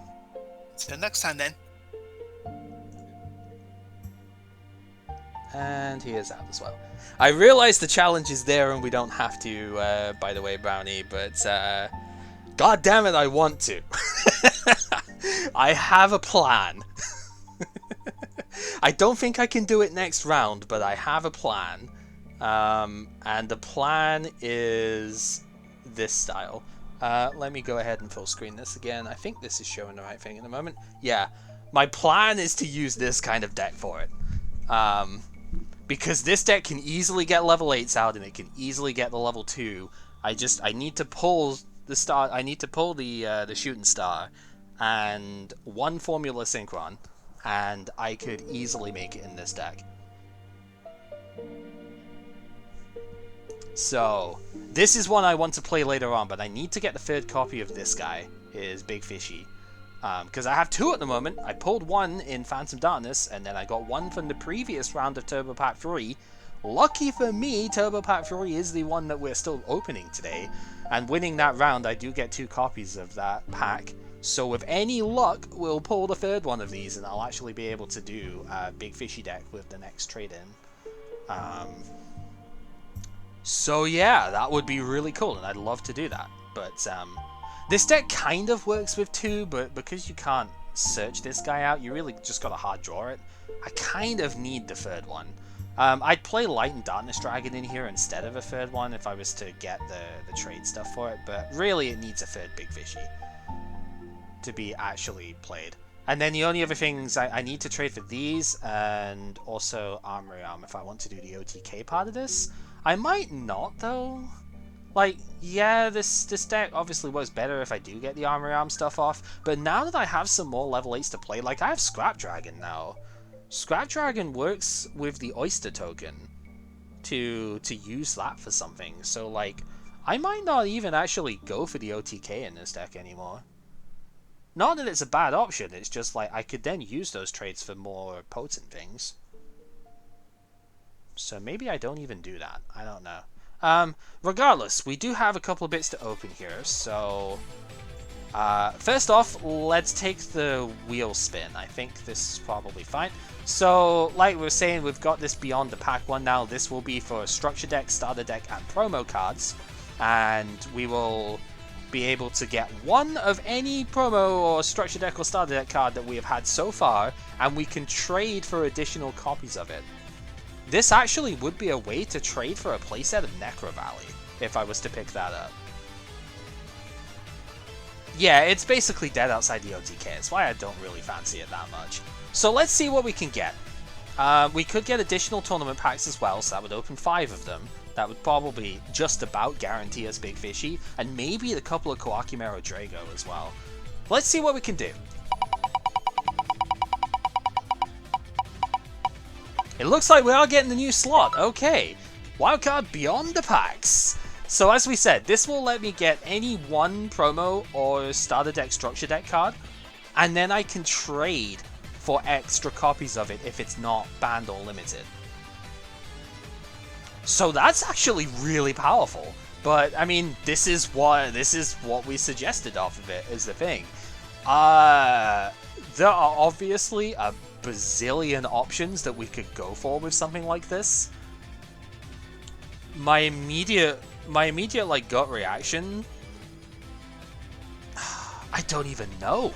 I don't even know what my immediate reaction should be to open this.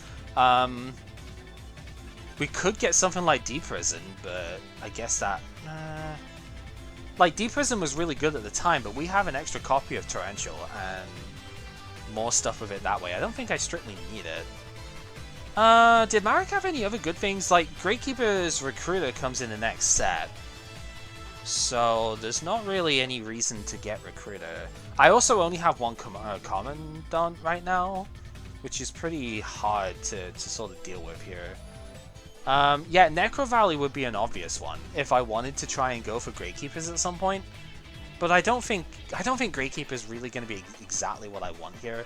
If I didn't have Allure of Darkness, I could go for that. Could go for Mirror Force and get a playset, but I don't really want to do that. Metal Reflex Slime I already have one of, so probably don't want to go that way around. Yeah, Temple of Kings is not really what I would want. And of course we have all of the promo cards to potentially look at as well now. Which is actually super strong when you think about it. Of course, the other way round I could do it if I wanted to use the rest of my structure card stuff on this type of thing. I could pick up Marking a Fortress. And like, I have one sniper, which is the Tower one, so we don't care about that. But then I could use other trades to get Gear Frame and like, or I'd probably get one of these two. And then you, like, say I get Gear Frame, and then get 2 Fortress and the rest of the Peacekeeper. That could be my structure trades, but I've never played with the cards. I'd need to try it out. I don't think it'd be what I'd want to do, but I know these cards are decent. But yeah, there's some good things in here. Like Cyber Valley would actually be pretty good with some of the other stuff that I've been trying out, like Dandelion. Dandelion is banned, so I'd only be able to get one of those. I'd rather use the actual trades for that. Yeah, Deep Prison is an obvious one to potentially look at. Compulse could be something to just get the playset. Probably would be it'd be a big waste, but you know, that's always a thing. But then we can look back at some of the other stuff, like, you know, Supervise obviously is a thing, but then I'd need to trade regular stuff for it. Could always get, like, Caius, the Shadow Monarch could get a playset up at that point. And then it's all the promo stuff. Run 3 Fortress. Oh right, yeah, okay. You'd play the Fortress more. So yeah, in that case, I could get the playset of Fortress. Is the other line for it. I had a thing of like the strong cards in the structure decks and stuff here. Some other potential options. Let me just take a look through my stuff a bit here. Obviously, if we're looking at Monarchs like Caius and Mobius options. Mobius would be an option specifically because it would work with a frog deck since it's water. DD Warrior Lady, I guess it's a little bit out of its time at this point, I think, but Warrior Lady's still good. We already have like limited removal, so there's no point in that. Morphing Jar, but it's a 1, so I'd rather just like trade for that. Trade-in could be an option. Could get 3 copies of Trade-in.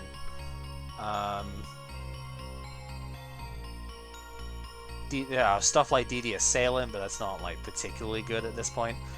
We already have Return from the Different Dimension. Shrink is always a thing, but I don't think it's that good at this point. Like, it is good, but I don't think it's good enough to use anything like this. Card Trooper would be really interesting. Once per turn, choose a number from 1 to 3, send that many cards in the top of your deck to the graveyard. This card gets a 500 attack for each card sent to the graveyard this way until the end of the turn. If it's destroyed and sent to the graveyard under your control, draw 1 card. You can machine dupe it because it's 400 attack natively, and it's Earth, so you could use it with Naturia, but you can't rescue cat it. But you can still use it with Naturia. Like, Card Trooper is interesting. Spell Striker would also be kind of good because you can special it by banishing it with a thing, right? 3 Fortress is enough to run a marking, I think. Gear Frame isn't irreplaceable, so as long as I have enough machines. Which, I mean, it could always go back to that sort of thing. I have triple Cyber Phoenix. I know it's a bit outdated, but it's still not terrible. I could play like machine stuff. Cyber Phoenix, UFO Turtle is the obvious bit there, but we've got a few others I could play with it that way.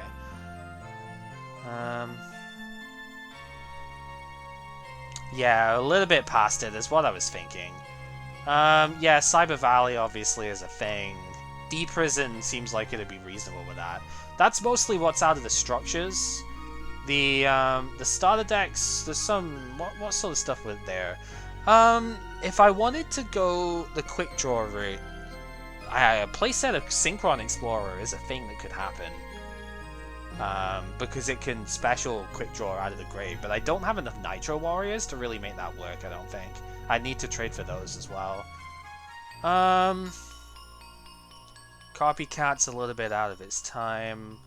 I mean, it is still reasonable, but not that good. We've already got most of the other ones there. You could go with the memes and play like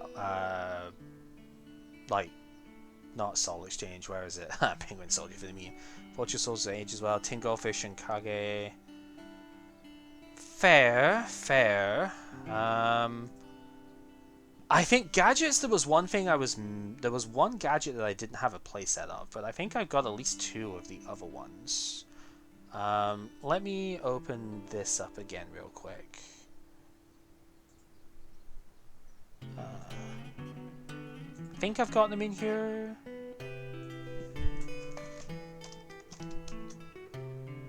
Yeah, I've only got 1 as a playset, but I've got like 2 copies of red, yellow, 3 of green. That's probably fine, because gadget clog was a very real problem when I played.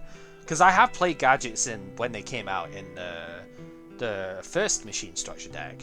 Gadget clog was a real problem, like just drawing too many of them in hand.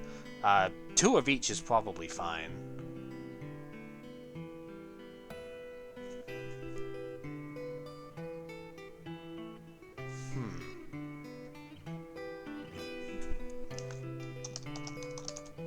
Let me just reread this again, because I haven't actually looked at it that much. Discard machine monsters whose total level equals 8 or more. Special summon this from hand or graveyard. This card's destroyed by battle sent to graveyard. Target 1 card your opponent controls. Destroy that target. While resolving an opponent's monster effect that targets this face-up card, look at your opponent's hand and yeah. That's a monster effect that targets. Okay. So not change your heart and stuff like that, unfortunately. It is level 7, so I guess it's kind of hard for a lot of Synchro decks to actually use it as material. That's an option, because I mean, being from the start of structure deck stuff here, we don't have to trade surplus for it. That's kind of the whole point of the extra bit here. So I guess that is one definite considerable option. Deck from the era that you found. Let's so this does play 2 copies of it. Yeah, okay. 2 Peacekeeper free gear frame, which I could technically trade for. Marking of Force I wouldn't be able to have. Tragodia I wouldn't be able to trade for at that point. Free book I've got 2, but that would probably work. Smashing Ground we replace with the other stuff. Heavy is Duster, MST. This I wouldn't be able to get unless I traded for it out the deck. Rollout.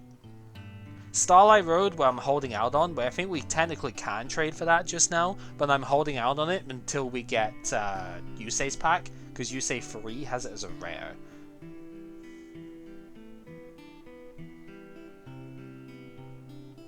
And then Solemn Judgment I obviously don't have, but that's fine. Deep Prison is the other thing that we don't have, but we've got other cards that can sort of go around with stuff that way.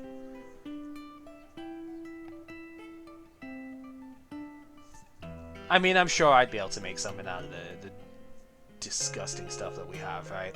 Scrap Recycler is also from that deck that we just don't have, which I totally understand that being usable.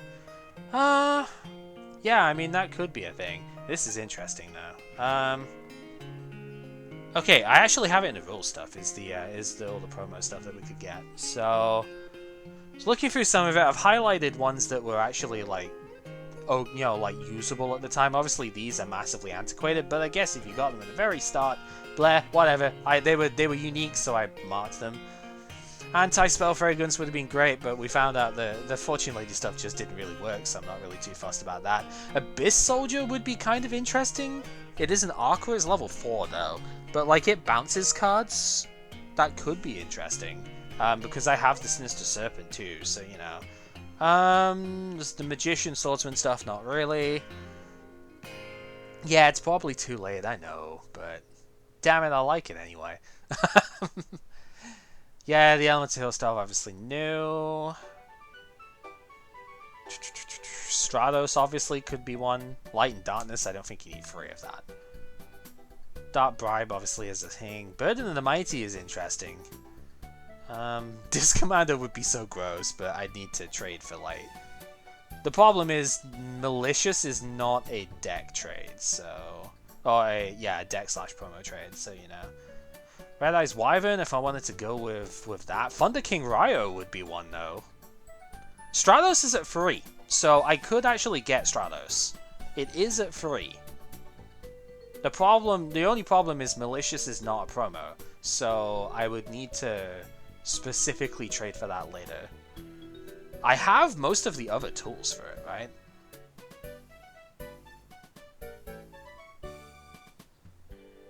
Absolute Zero? Yeah, I could.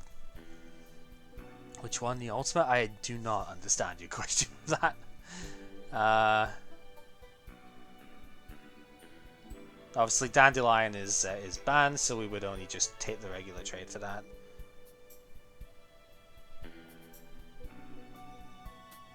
Oh, no. So, we're doing a SEMO, like a SEMO style progression series thing here, but we've got some extra, like, cards to pick up from it. We've done...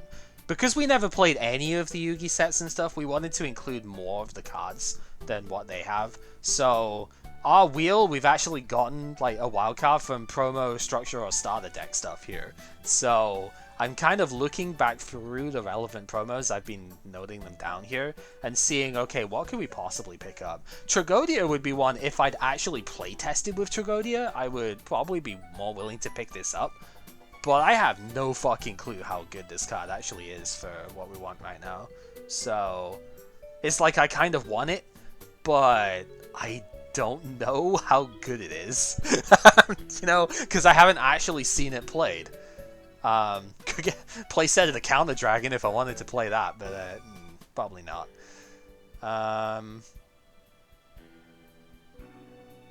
Yeah, Goldsark is at 1, so we wouldn't be able to get more than one of that anyway. Yeah, Absolute Zero is definitely something potentially worth getting, because this card is nasty.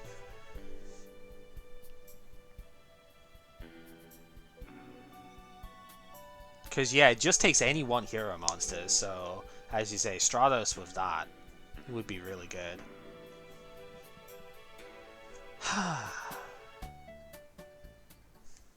I'd need to get another, like, hero monster worth playing, though.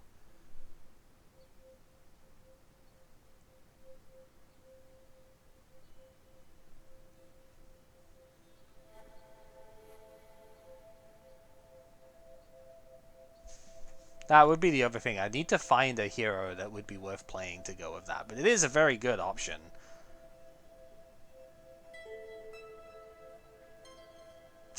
Double X-Saber Bogart Knight. There you go. Alright, yeah, so we're up to 2010. So it's like... This is as far as we could go with it. Stratos. Oh, Neo Alias. Right, Neos Alias, yeah. Gemini Spark and Ocean. Pre-Exceed. Bubbleman Post. Yeah, Bubbleman is... Spam Beats with back row. Skyscraper 2, I would have to then trade for that later. That sounds like a fun deck.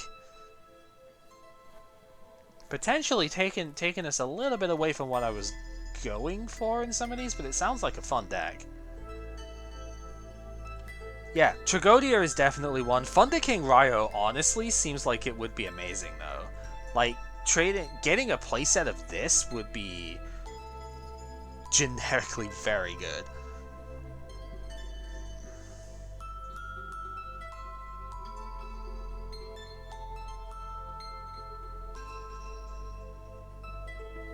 We've already tested this card and we know how good it is.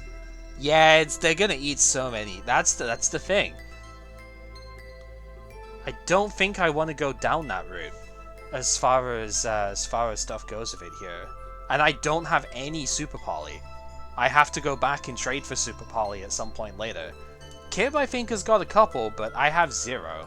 So, yeah, it's gonna be kind of very difficult to really go down that sort of route.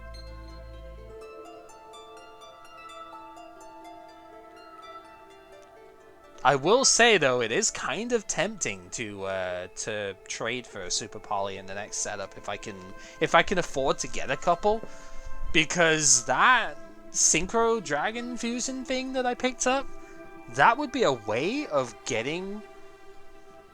That would be a way of getting his Stardust off the board. Is to go normal summon a warrior and super poly. Yeah, I know Stratos is amazing. I have seen and played a little bit with Stratos in World Championship 2007, the game. I know how good Stratos is. I definitely do not underestimate how powerful this thing is. But I don't know if it's gonna be particularly... I don't think it's what I want off of the first like wheel spin here. But I don't know what else I do want, is the thing. Like, if I had Super Poly, maybe. Because, yeah, Stratos is super, super good. Thunder King Ryo is also extremely good. Like, that is something I could place in. But then again, am I actually going to play Thunder King Ryo in the decks I'm planning at the moment? Probably not. Before I go any further then, since I'm kind of going to and fro on this, let's go ahead and open the 2 packs of Turbo Pack 3 here. Yeah, Fortress, Caius, Thunder King, Stratos. Maybe even D-Prison? Like, because D-Prison doesn't destroy, so it gets around Stardust, and that would be something he would not be playing around. Anyway, let's open the 2 packs of Turbo Pack 3 that we have available, because maybe this will help, like, determine something here. Depends what I can pull out of this. So we want Big Fishy. 2 packs of this, we want Big Fishy. Open it up. That's not Big Fishy, that's War Chariot that I already have a playset of. God damn it. Alright. Fire it up. Yes! Okay. Got Big Fishy. Okay, it didn't get Chimera Drago, but that's fine. We got Big Fishy. That's what we need. I'm not planning on going for Dragon Deck here. So we got Big Fishy. Also another Chariot. I have fucking 5 of this thing now. God. Also Kaiku is like low key actually pretty good. Kaiku's just a generically decent Dark Monster that I can throw into pretty much any deck and potentially mess up some plans because they can't banish stuff from the graveyard, right? I know he's not playing Chaos or anything like that because he doesn't have the cards for it, but this can just mess up some plans of some decks, right? So Kaiku Loki is actually not awful. But yeah, we got Big Fishy. That's what we need. Yeah, I mean, as you say, it's a little bit late, but it's also just not... It's still not awful. There have been times where I've just wanted a reasonable Dark Monster, and Kaiku could fit that bill. Okay, so with that in mind, we now need to potentially look at how to go about this deck. So I need to trade next time round so I can get the Swampials. This isn't going to be ready until Hidden Arsenal 3. But now, if I do that trade and I can get these 2 so I can actually do more Synchro summons and such.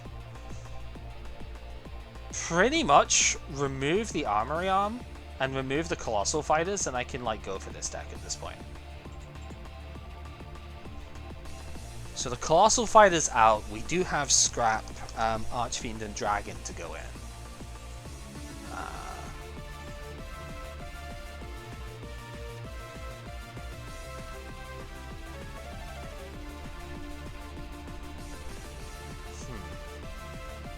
The thing is, I don't think there is any trade that I can take that would directly benefit this deck at this point. That's fine because I can use it. I can use it for a future deck. It doesn't have to benefit this one. I don't think there's a thing that I can do for this deck. But at this point, it's looking pretty solid. Like, I don't even necessarily need to get this card. The only reason I probably would is because it's a low-level Synchro that I can go into, because I had that sort of problem. Like, what do I do with Formula Synchro and stuff like that, right? I have that sort of problem in here where I just don't have the things to go for it. If I can't get Catastor from Kib for the Graceful, Yeah. I think planning for the future is probably fine. I want to play this deck in Hidden Arsenal 3. We may be able to make some tweaks based on what's in HA3. I haven't really looked well enough to see if there's anything that goes with it. I know Dragoonity comes out in HA3. I don't think there's anything that directly benefits this deck in there, but I could still easily play it. So I don't think we're necessarily going to improve this deck in that set. But that's fine. Because everything that I need to trade for, unfortunately, is from packs at the moment, not from decks. I probably need another level 8 Synchro. But this promo stuff I can trade for that, right? I could just get a Colossal Fighter. I would probably be better off getting like Red Dragon Archfiend. But there's level 8s that I could, there's Synchros I can get from the promo stuff. Potentially. Oh, I'm also not on the right thing. I'm sorry. I apologize for that. I keep forgetting because we're not on the right scene there. Yeah. So anyway, as I was trying to say, the only things in this deck I need to trade for these two, and I need to trade for this. And these only come from packs. They don't come from decks or promos. So that's a wheel trade. And this, if I want to trade for Armor Realm, this isn't Ultra. I have Ultras to spare, but it's kind of expensive still.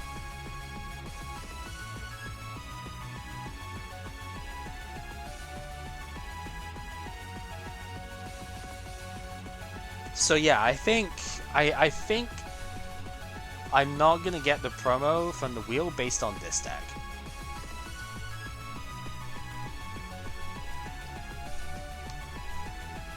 So then the question becomes, what do I actually go for out of it? Yo, thank you for the raid there, Fex Zero. There you go, thank you for the raid. We're running through option stuff here with our trade setup. So, for those coming in, like, welcome in. Kim and I have finished dueling for today, but we're in the post process here. So, for those who don't know, we are doing a progression series style thing. It's so called drop it. We're basically doing a progression series based on like CMOSing. So the way this has worked, we open one box, 24 packs worth of a set, say Legend of Blue Eyes. We make a deck, as we start, we go in order, right? We start at Legend of Blue Eyes and make a deck out of the 24 packs that we open, and then we get a small prize, win or lose, we get a wheel spin, small prize. And we then go to the next set, the Metal Raider set. We open 24 of that, we add to the collection, and we keep building decks as we go along. And we have rolled a pretty neat little thing on our wheel spin here, which this is actually the brand new slot that we've just added for this set. And what this means is that I can take any promo or starter deck, structure deck card from everything that has been released so far. I've got a bunch of tabs open for stuff at this point. We have just finished doing Starstrike Blast not Starstrike Blast, that's the next one. We've just finished doing Duelist Revolution as our main set here. So any promo that was released 2010 or earlier, and any starter deck, structure deck card that is released from the Marek one and earlier, is available for pickup here, and I have no idea what I actually want to get.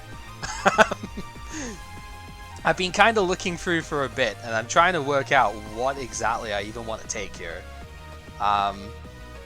So the last deck that we played, I might as well show some stuff off here. Alright, take care, Chaos. Thank you for the support and everything for this. I might as well show what we've been doing. So the deck that we played today, if you end up looking through earlier on, or I do stream highlights of this stuff too. The deck I played earlier today was actually Crystal Beast, because when we got to Force the Breaker, I opened the absolute nuts as far as Crystal Beast cards go. I got like 2 copies of Sapphire Pegasus. I pulled triple Rainbow Ruin. I pulled the Rare Value, and it was like, my one regret in the GX era was that I wasn't able to make a deck that was good enough to compete with what we were playing at the time out of the Crystal Beasts.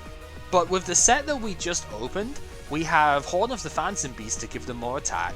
I was able to trade for the third Pegasus and the 2 crystal releases, and we were able to pick up Summoner Monk, which I think if I didn't already have it, this might have actually been my choice as to card I'd trade for here.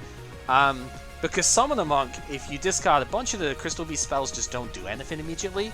So you discard one of those because you can't play it at the time, and you special summon Sapphire Pegasus out of the deck. Or better yet, you take Rescue Cat, and Rescue Cat can then get your tuner monsters, which is Elephant or X-Saber Airbellum here. And it gets an Amethyst Cat, which you can then use as a Synchro material. What does Pot of Greed do? It lets you make a meme.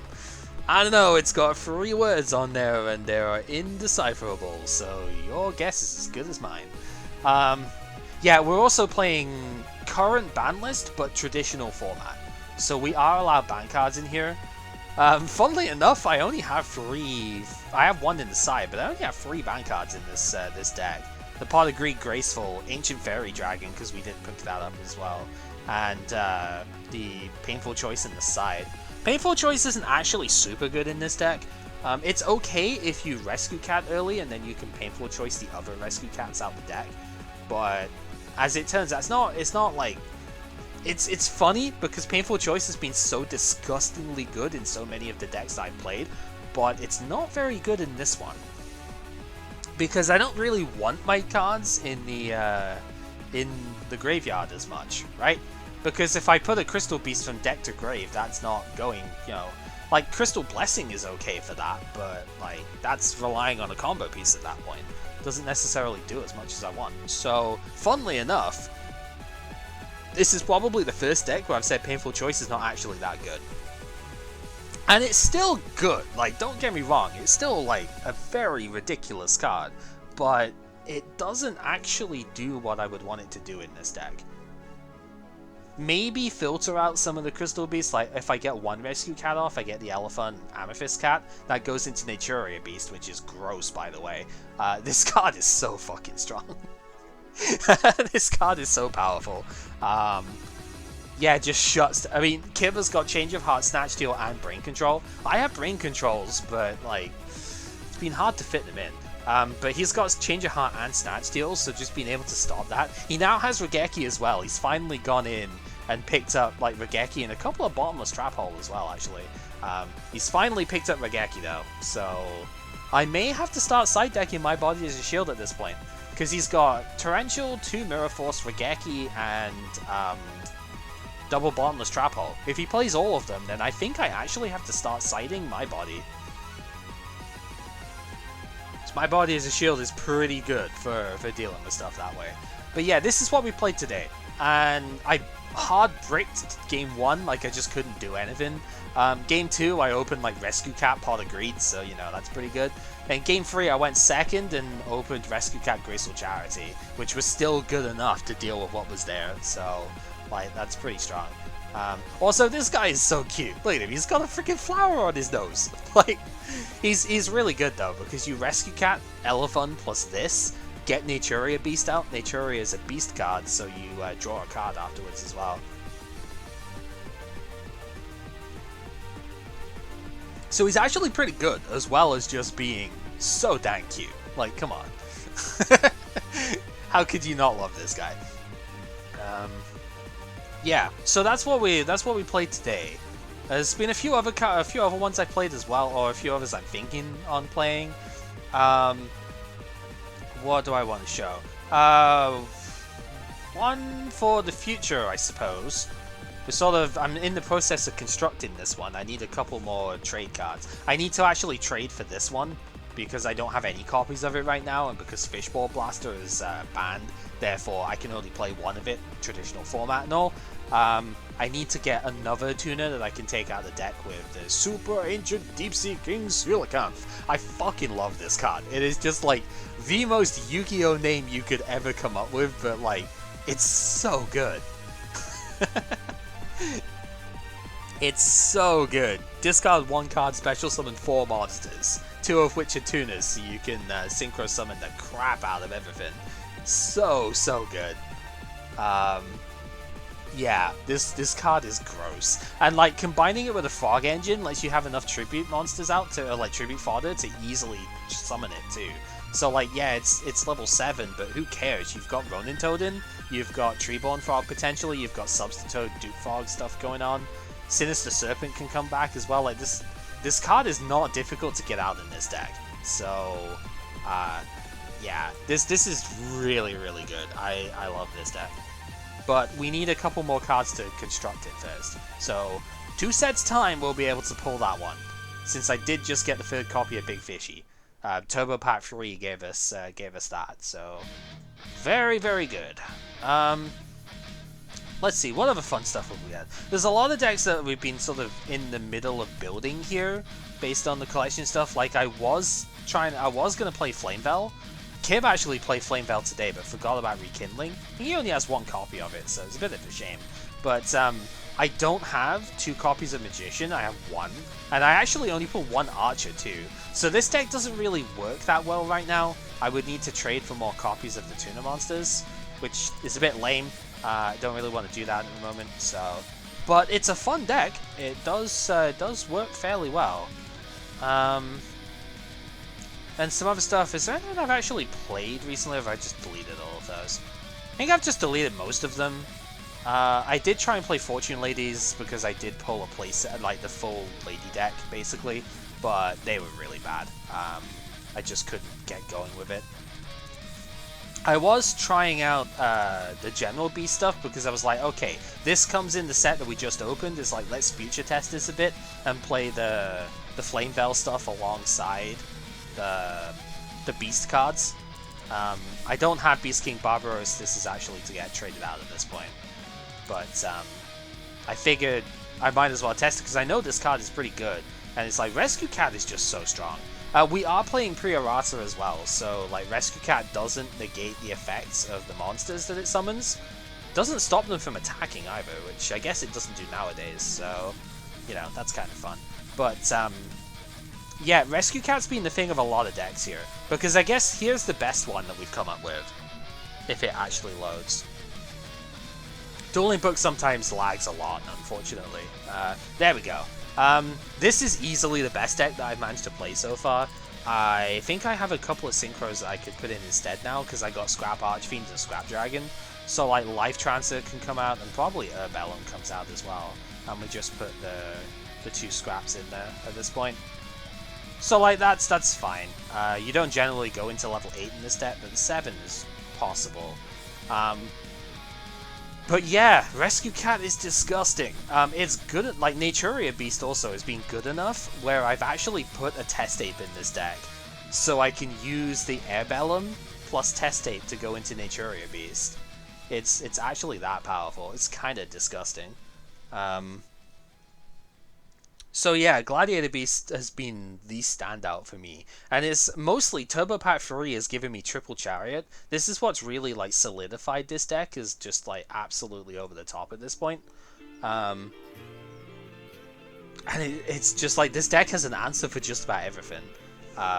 It's got the acceleration with Rescue Cat. You can go Rescue Cat into Test Tiger plus Sam Knight in order to get any Gladiator Beast with its effect in play. I did pull 2 copies of Gyzaros to use Bestiari, so that can pop cards on the field. That's really good. Heraclinos has been absolutely insane. Took a secret rare to trade for it, but it was definitely worth it. I have gotten quite a lot of wins out of this deck, so I do not regret in the slightest pulling that card. So, yeah. And then Kib has played like Light Swan, Blackwings a decent bit. He's played a little bit of Fabled in Hidden Arsenal 2. That didn't really work out, but I think with Hidden Arsenal 3, might be able to play more Fabled cards because a lot of them come out there. What else has he played? As I said, he played Flamevel today. He played Frogs as well at one point because Brownie coaxed us into a mirror match of Frogs, so that was fun. Except I Frog FTK'd him, so that was a bit less fun. we quickly banned the Frog FTK, the FTK enablers at that point. So no Mass Driver, no Dark Strike Fighter, no Cannon Soldiers, no Amazon S Archers, etc, etc. I still kind of want to play a Frog deck though. I might actually consider playing something like this next time, but I need to trade for this and where is it? This, in order to make this deck playable. And also Foolish Burial. Foolish Burial, Dandelions. This is going to take a lot of the remaining trades that I have, but it could be worth it. I mean, Quick Draw Synchron's pretty good. I maybe don't I don't need to have this one. It's just good. Right, because it stops Bottomless Trap Hole, Mirror Force, stuff like that on your turn. So I could probably get away without having it though. But it is a very good card. I would like to play it. I love the Frog engine. That has kind of been like my standout engine from this era, has been playing Frogs. Because the synergy between like Substitoad, Swap Frog, and Ronin Toadin is just so fun. I don't know. It's a really cool deck, and I do have all the tools to play it, so I've just super enjoyed doing that. The only thing that I'm iffy on this deck is that it doesn't really have anything outside of the Synchro engine, right? If I get disrupted on the Synchro front, the main deck has got nothing going for it. And I do realize that's kind of how the game progresses nowadays, but right now we're not quite at that spot where like you still want to have stuff in the main deck that does things. For example, like against Blackwings, you know, Blackwings can just run over so much. I guess they have sometimes got a hard time getting over 2k monsters, but like Blackwings can just easily do so much with their main deck monsters. They don't always even need to go into Synchros. And I think that's a bit of a problem for the Frog deck, the Frog Quick Draw deck specifically. I want to play Quick Draw Synchron though. I've got a lot of good targets for it, so I need to work out a way of doing that. And then the other one that I wanted, so my two regrets for the GX era, one was the Crystal Beast thing, the other one was not being able to play Rainbow Neos, because I did actually pull it, and I just wasn't able to do it. So I wanted to try and build a deck that utilizes that. I do have like Chaos cards as well. I've got Blackluster Soldier, Chaos Emperor Dragon, so I've run CED for a long time too, but we've deviated away from that at this point. Not because it's bad, but because it was a bit samey, using it in like every game basically. So I was like, yeah, no, we can swap away from that. But if I'm going to use Elemental Hero Neos, I'm going to use like Cyber Dragons and stuff. This deck is jank because it's almost like Highlander in a way, because you need to have, for Rainbow Dragon, if you want to summon it, you need to banish like 7 Dark Monsters even, with different names from your graveyard. So like it's not always going to be summonable, but it's a 4k beat stick that you can play that synergizes with Return from the Different Dimension, so it's pretty fun. But yeah, it's like you almost have to play Highlander for it. I could put Kaiku the Ghost Destroyer in this deck now, actually. We did just pull one of those, so I think Obsidian Dragon could probably go, and we could fit Kaiku in here. Let's also remove a couple of the Synchro bits here real quick, just to put those in. Yeah, I could actually play Kaiku now, because I did just get one of them. So, like, generic powerful Dark Monster, I guess, to go in. Yeah, so there's some fun stuff that we've played within this. But yeah, this new wheel slot that I picked up is like, I get to pick any promo or structure deck card and potentially trade for like 3 copies of it, and I'm like, I don't know what to take. There's a lot of good ones that I could get a playset of now. But I think it's got to be future-proof. Not even future-proofing per se, but like I think at this point I've got to try and get a card, or get a playset of a card that would work for the future, rather than a deck that I currently have. Because I don't think a playset of a promo card is going to fit into any deck that I'm currently building. So some of the ones we've gone through is like Thunder King Ryo is a good general option that lets you stop people from searching cards, and also negates it like destroys a monster that an inherent special summon. So like a Synchro summon or special summon Cyber Dragon or something. This card will stop you from will stop that from like working. And it's 1900 level 4. This is bigger than like any other monster that gets summoned most of the time at level 4. So, strong card. That's the Flame Veil Fire Dog was actually really good that way too. So, yeah, very powerful. Wouldn't necessarily be opposed to that. What are the other options that we had out of here? Yeah, Elemental Hero Stratos is definitely one we could get. Spell Striker, like Card Trooper, maybe a little bit too far. Spell Striker can special summon itself. Probably not worth it at this point, mind you. Where was Stratos actually? Was that earlier? No, later on even? It's in here, right?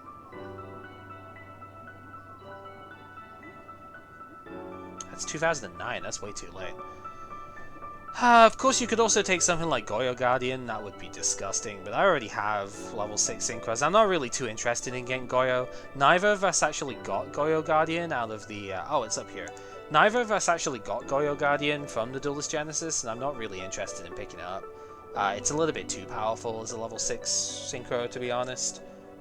So since we don't already have it, I'm just like, yeah, I don't care. Yeah, so I mean, this would clearly be good, and this would be good for any hero deck later on. The problem is a lot of the good hero decks rely on promo cards.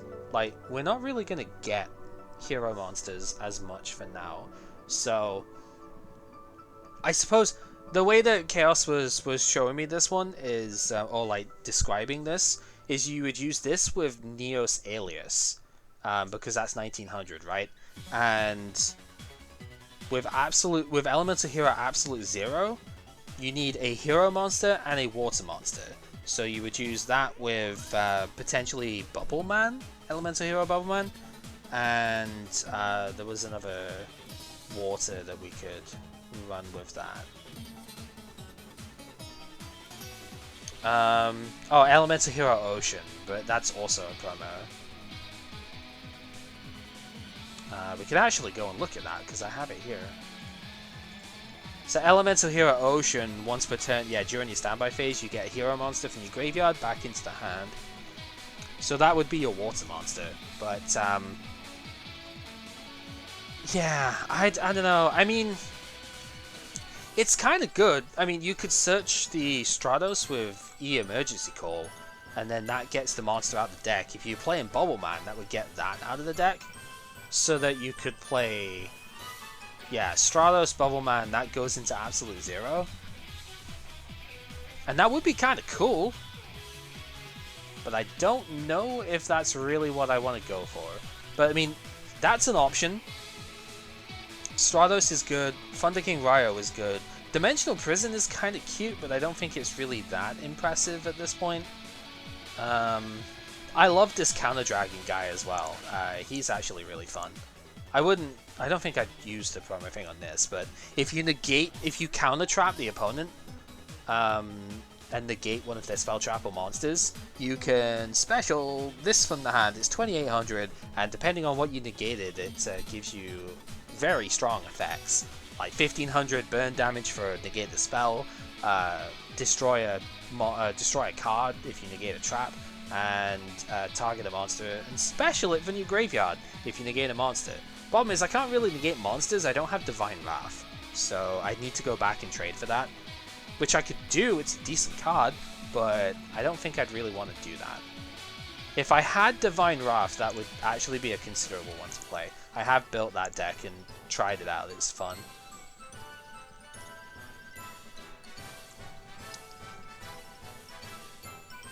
So then, other options, there are some at like one copy that I could get, like Dandelion is one that I want, but it's banned, so I can only get one copy of it.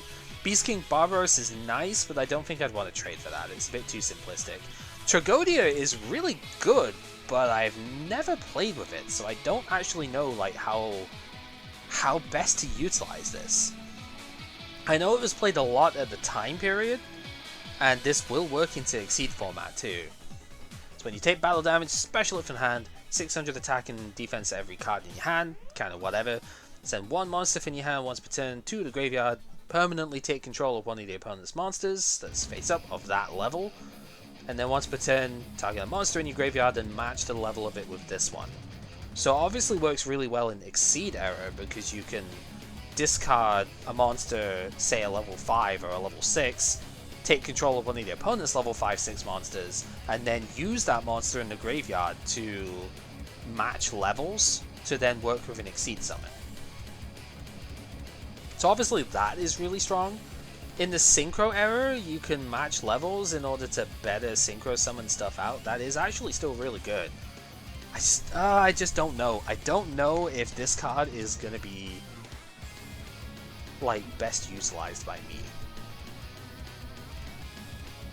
So I may have to ask Kib later on if he would be up to doing a test game with a Tragodia in the deck.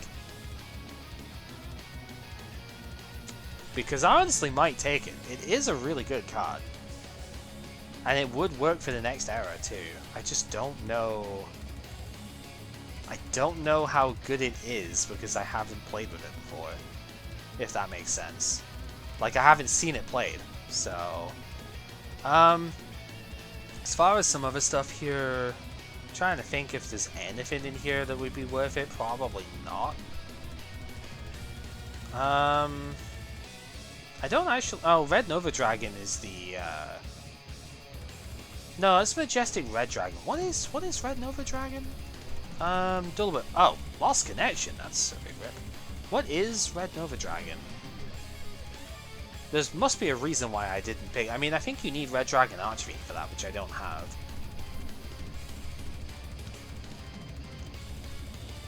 I guess if this is not going to work, then we're going to have to do it this way.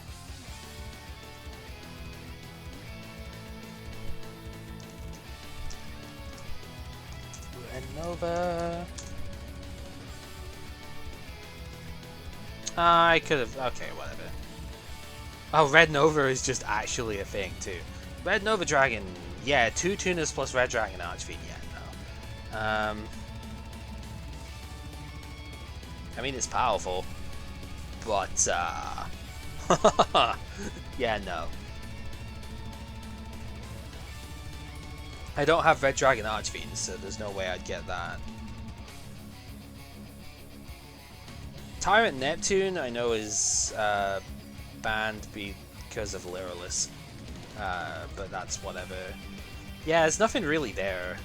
Again, a lot of these are already limited.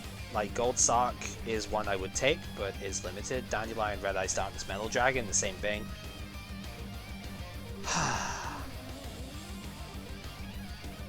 Yeah, I don't know. There's a lot of good options.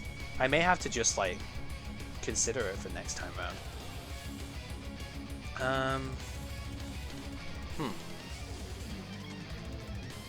See, this would be great if I was in Kib's shoes. I could get the Infernity stuff because he's got like Infernity Barrier and whatnot too. Also, I didn't even mention like Caius the Shadow Monarch is also something that could be really good right now.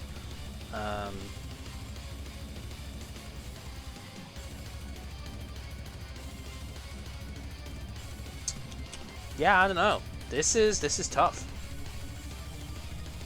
I have a feeling this isn't the only time I'm gonna have this decision either, but right now, yeah, this is difficult. What do we even get?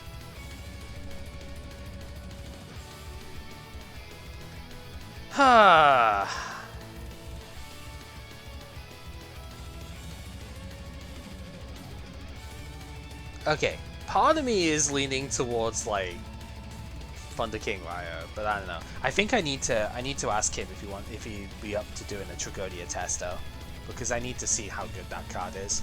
Alright, so I think that's what I'm gonna do. I'm gonna leave it for now, and I'm gonna see if Kib will be up for doing a test game later on with that card.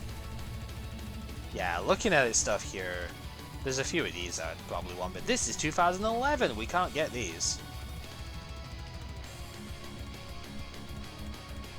Elemental Hero, Great Tornado. Nope. And then 2012 I've actually worked out as well, but that's quite a bit into the future. We're not getting those at the moment. Yeah, if I had to pick like right now, I think what I would probably end up doing is I would probably end up picking Tragodia. And just like going, okay, let's just try it. But I don't think I want to be that that hasty, because I actually kind of want to have Machina Fortress, because this card actually seems really good too. Not Fortress. I have to have a look and see how good my machine stuff is. Gadgets obviously is a thing that we could play with that. That might be the play. I don't think I've got that many machine tuners though. So that might not end up being amazing, but let's... Okay, so which ones even came out at this point? I know I don't have Black Salvo. Yeah, so I don't care. I don't have... No, I do have one of them, but that's a Nitro Warrior. I don't care. Yeah, Black Salvo would be good. Oh, Hyper Synchron is a tuner. It doesn't play too nice with dragons, mind you, but still. Oh, Quick Draw is... Oh, God, I forgot Quick Draw was a machine. Maybe we do need to go for it that way, then. I actually forgot about that. Yeah, the Morphtronics, nobody cares. I think I do have one copy of Road Synchron. Guess that could be played. Gen X Controller, I guess, is one, which obviously is not an effect monster, so that's why it's not shown here. I forget some of the Allied Justice ones, because let's be honest, they are pretty bad. Then the Karakuris are in the next set. So then we work to the points of stuff we don't have right now.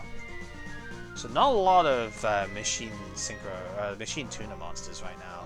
Hyper is probably the best one. I do have a playset of that. So we could probably still play some Synchro stuff with it. Quick Draw though. I'm gonna have to get building then, I guess. We are gonna continue this tomorrow, mind you. So, as Kib said, he's busy for the rest of the day. That's fine. Yeah, we're gonna have another crack at this tomorrow. So, Starstrike Blast is coming in tomorrow's set. That's gonna introduce like Formula Synchron. Is gonna be really good from there. Let's actually show just a quick preview here. Let's actually show a bit about the set. Because I'm kind of looking forward to some of the stuff here. Swift Scarecrow also is in the next set as a machine, I guess you could use. Probably wouldn't want to, though. Rescue Warrior, yeah, no. Synchro Soldier, no. Just trying to see some of the... There's a couple more Blackwings, they're all terrible. Glow Up Bulb comes in the next set, that's stupidly good. I need this for my decks as well. Definitely need Glow Up Bulb. Yeah, all the Karakuris, I guess some of those could end up working as saying. Scrap Soldier's level 5. That's kind of weird.